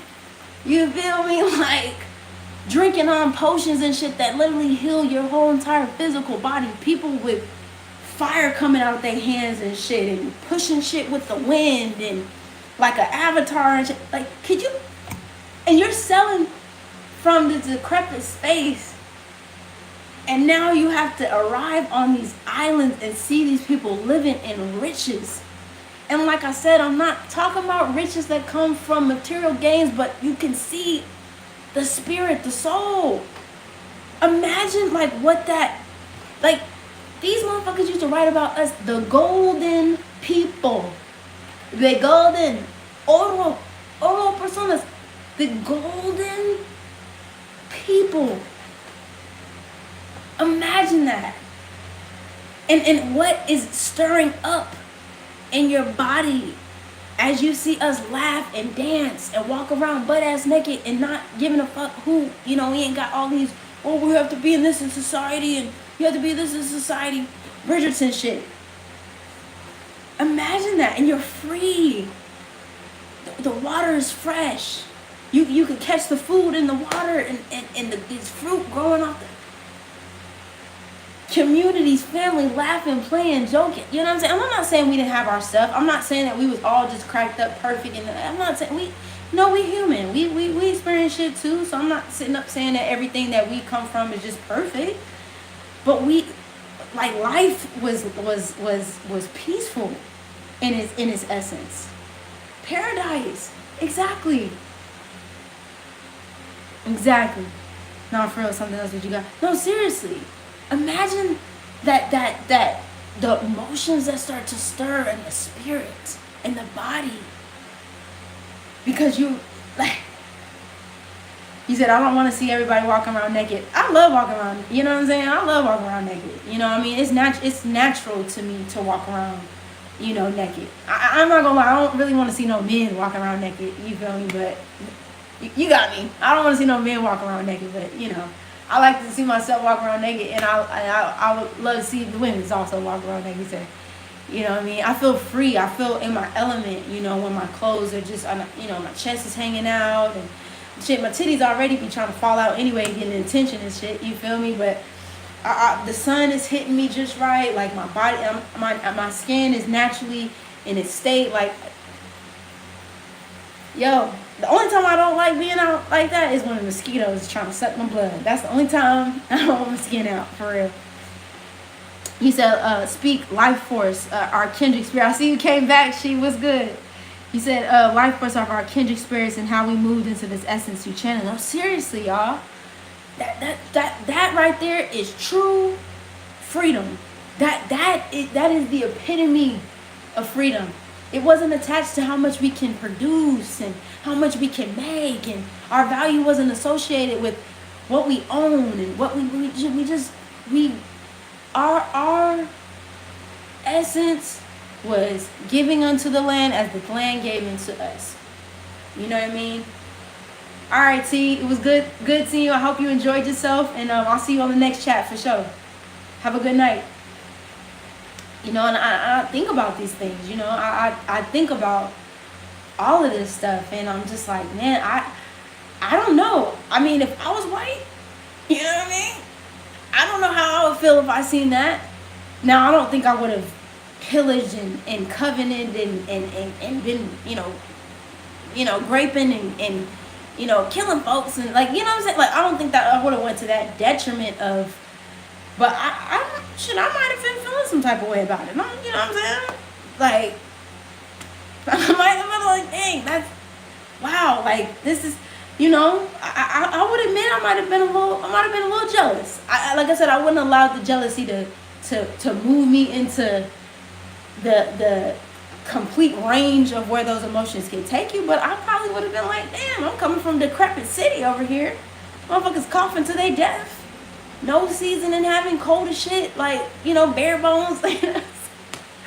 But then I come to this place that is rich. People asking me to sit down.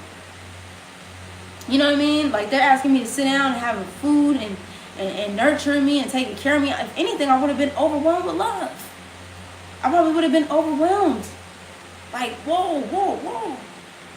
Like, you know what I'm saying? And I don't even speak the language or nothing. Like, shit. He said, Yuki, yeah, that freedom activated demons instantly. They're like, well, why don't you get to have this? Well, why do you get to have this and we don't? Why do you have this culture and we don't? Why are y'all so happy and we're not?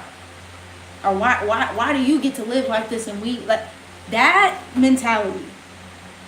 Instead of maybe figuring out a way that maybe y'all could come together and collaborate.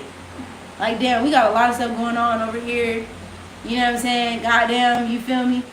It's crazy to me how welcome they were, only to turn around and do unspeakable damage to the people who showed them love. And that's the dichotomy of it.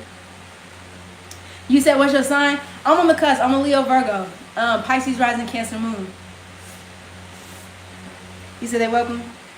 Yeah, no, it baffles me every time. You know what I'm saying? Like, I'll be like, damn, like, how could you, mentally, how could you come from that?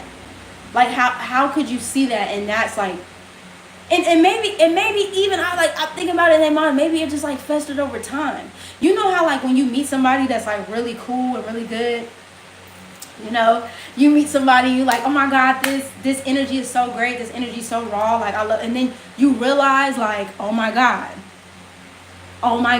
like this person is really, this energy is really that. They're not faking the funk. You know, there's some people that are embrace that energy and be like, oh my God, I see you. This is amazing, this is great. And there's some people that will look at that and that's the envy, the jealousy, demons activated. You know what I'm saying? Like they'll get, and that's it. It's crazy. Es loco. A la cabeza works. Okay. He said, I'm right here with you on freedom within our skin, and our ancestors moved naked back in the day. I love Ariel. Exactly. Exactamente. Yes, ma'am. Yes, boo. I am a Leo. I don't know. I think there's a part of me, I'm not gonna lie, I feel, you know, I feel bad. You said, okay. Okay, the dramatics and the logical collides. I love that. Yes, boo. I meant to say, I love walking in my backyard. Ariel is out and all. Same. Honestly, I walk butt naked in my, you know what I'm saying, in my home. If I could walk butt naked out, and there's some places I can't walk butt naked out in the world. You know, everybody be trying to, you know, everybody be trying to lick this icing, you know, lick this ice cream. And I'm just like, y'all chill. You feel me? Because Ariel is, you said you got to go, not a Leo, not too much. Right here, she definitely in her element, and I'm here for it. No, seriously, like, I'm just like, what? I'd be like, y'all, like, can we get back to the root? Can we get back to the space? Like, where things weren't like, it can all be so simple. But you motherfuckers rather make it hard. Y'all rather make it hard when it can all be so simple. We just want to be left alone. Okay? We just want to live. We just want to be. We just want to grow. Okay? We don't want no smoke. We got the smoke. But we don't want no goddamn smoke. Shit. Like, I really be thinking about that too. And I be talking to my ancestors like, y'all, like I know. Okay, I need you to calm down. Anyway, like, we can't. No, for real. That's exactly how I be feeling, Taylor. We can't have shit up in this motherfucker. We can't be happy. We can be happy, but like, it's just like they need to be sitting on the sidelines like this. Oh, look at them smiling and shit. Like, damn. We just want to be left alone. That's the wig activated, girl. Listen, Sister Patterson trying to come back out. She mad because I done took her off. Here, girl. Damn. Damn, we can't have shit. This is how they be sitting over there, like. They be trying to sit over there like Sister Patterson, child. What? Like, oh, they think they just so, they think they so better than us. They feel like they just so better than us. Oh my God. It's like, damn, y'all claim to hate us, but y'all stay in our motherfucking, y'all stay in our business.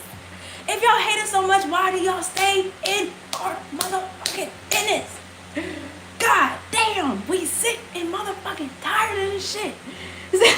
Jealousy, like, jealousy and inferiority are two different things. They didn't have enough spiritual development to fight those feelings positive. Exactly. That's true. That's why I said we experience jealousy. You know, if your friends like, damn, I'm just so jealous. Like, damn, you really popping shit. You know? But at the same time, it's like, damn, but like, again, like you say, Yuki, you feel inferior. Because that food ain't seasoned over there. And you probably got a good taste of that oxtail, okay? And you said, what in the bumper clot is this? They ain't doing it like that up in them motherfucking sticks and bushes up in England. They ain't doing it like this. I'm pissed. They writing to their mamas and daddies and grandfathers and like, y'all got us fucked up. Y'all got us out here searching and doing shit, and they got good taste of food and shit. We mad as fuck. They going in. You said, and then it said, a paid actress, it said, look at them and smiling and shit. It said, yeah, stomach viruses and shit. Sitting on the sideline like this. Well, they just think they just so better than us. They think they just so much. And they just think they just got it all. Like, damn, wow. Well, I mean, they are, no shade. Beans and toast? No, beans and toast. Every night. Beans and toast every night. Can you imagine? Like, and then don't even get me started on our ancestral veneration. Okay? Like, y'all, we've been collectively dumbed down so much. Like, just imagine what we were seeing in these times, okay? Just imagine what was happening in these times. Tea and crumpet, bye Taylor. Bye Taylor. Teas and crumpets, exactly. But want to steal all the sugar off the land. You need more sugar. Oh, okay. Like, imagine just, bruh. I'm just like, y'all had seats at the table, but y'all brought diseases and all types of stuff that we did not want. And it's just like, wow, like that's like, this is how far you're willing to go. Like, y'all are willing to go this far. And it like, psychologically, when I think about this shit, I'm like, this shit is crazy to think about. Like, that you could see. And the thing about it is, I can't relate, because the thing about it is, I've never been a hater in my life.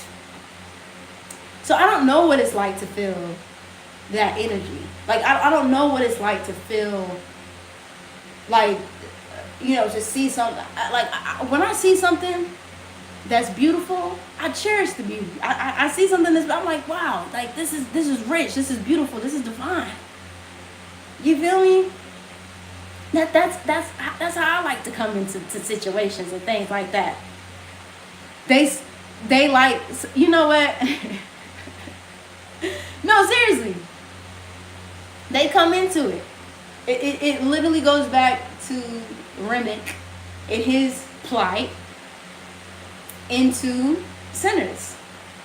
Like, everything was all good till he showed up, right? And again, like, they go into the backstory of also to the Irish, and also to Irish people are also black as well. They're also of African descent and diaspora as well. Okay, but just in general, they were also colonized people, right? So you mean to tell me that you got kicked out of your spaces, and that maybe that's it? Maybe because you don't have any culture. Is that what it is? Maybe it's because you don't have any culture that you feel this way. Okay, maybe you feel this way because you have no culture and you don't know where you're from. You don't know your roots, and so you're upset, and you have to pillage and steal everybody else's to make yourself feel, you know, superior. You know, and then you rewrite the text and stories and books and you know what I'm saying? Like, we're gonna make ourselves be like the cool kid this time. You know what I'm saying? Like, what? Like, imagine them going into those meetings and being like, oh, they think they're better than us? Oh, bad. Get all the books. Everybody get all the motherfucking books. Imagine. Like, what? It said they give him la basura, trash, no good. Exactly. Scum-like behavior. Like, seriously. Like, what? They burning books, burning music, pillaging, slaughtering folks. Like, whoa. Yo, all we did was invite you to come to the cookout. We just invited you to the cookout. I mean, we know the food was good, but damn, you, bro, you're bugging. You need to pipe down, bro. Europeans had culture, but they gave it up to be white and American standards. The Irish, Italians, and Americans. Yeah, they have culture, but it's just, I don't know. It's bland to me. if I'm gonna be 100% real, the culture is given bland. And I'm not saying that the culture is not there. I'm just saying it's not. It's different when it's seasoning on it. You know what I'm saying? Like when it's been marinated. You know. And our connection to things are even different. You feel me? That was like Usher's. They was like Usher's close it. You know what?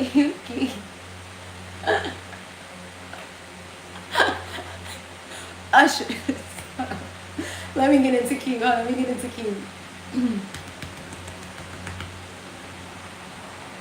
Ushers, close the doors. Did y'all hear what I said? I said, ushers, close the doors. Like, whoa. Excuse me, sir? Excuse me? Like, what is happening here? Bro, what is happening? Like, it baffles me every time out. And I promise you I have this conversation with myself damn near like every other day. Damn near every other day. Damn near giving every other single day. Because I'm just like, I really be trying to replay it in my mind. And I'm real theatrical. So I'll even play it out. You know what I'm saying? On a day-to-day basis. Like I just wonder how they came into this shit. Like, I'm not talking about like the pillaging and like the rape and the violence and stuff like that. But it's like, I picture myself on that boat. I picture myself on that ship. And they like looking from like across the seas like this on that telescope. And they like, bitch, I know you motherfucking lying. I know you motherfucking lying in this hoe. I know you motherfucking lying in this hoe. Like, bro, I picture that, and then the rest was just up from there. And in their meetings, you know, when they had their own tents, you know, because everybody made sure that it was situated and they was good and all that kind of stuff, and they was in their tents and they was having a meeting. They started charting and they said, oh, these hoes think they're better than us.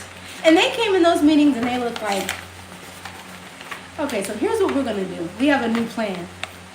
Because we thought that we were just escaping from Europe. But now, the same thing that Europe did to us, we're going to do the rest of these months. And they learned everything they can. They said, okay, well, we're going to have to befriend them. They said the war taxes started coming out. We're going to have to befriend them, make them think that we're cool. We'll do a little gentrification. Okay, we'll do a little, you know what I'm saying? Like, make them think that we're cool, right? Like, we can chill. Like, we can party. Yeah, you know what I'm saying? We can do this stuff. And then the wool was pulled over them heads, okay? The wool was pulled over the heads. And they said, oh, you thought I was feeling you? The wool was put over our heads.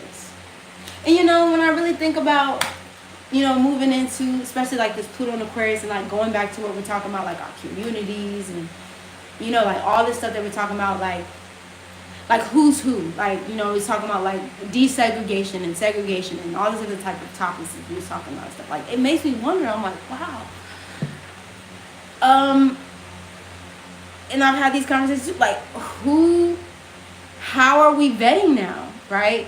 And I know we hear like this whole gatekeeping culture and things like that, but like, how are we, like, what are we going to do moving forward? And y'all can please chime in and let me know how y'all feel about it and things like that. But like,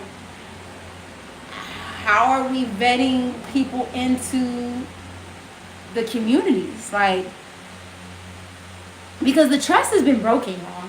Like, trust has been broken.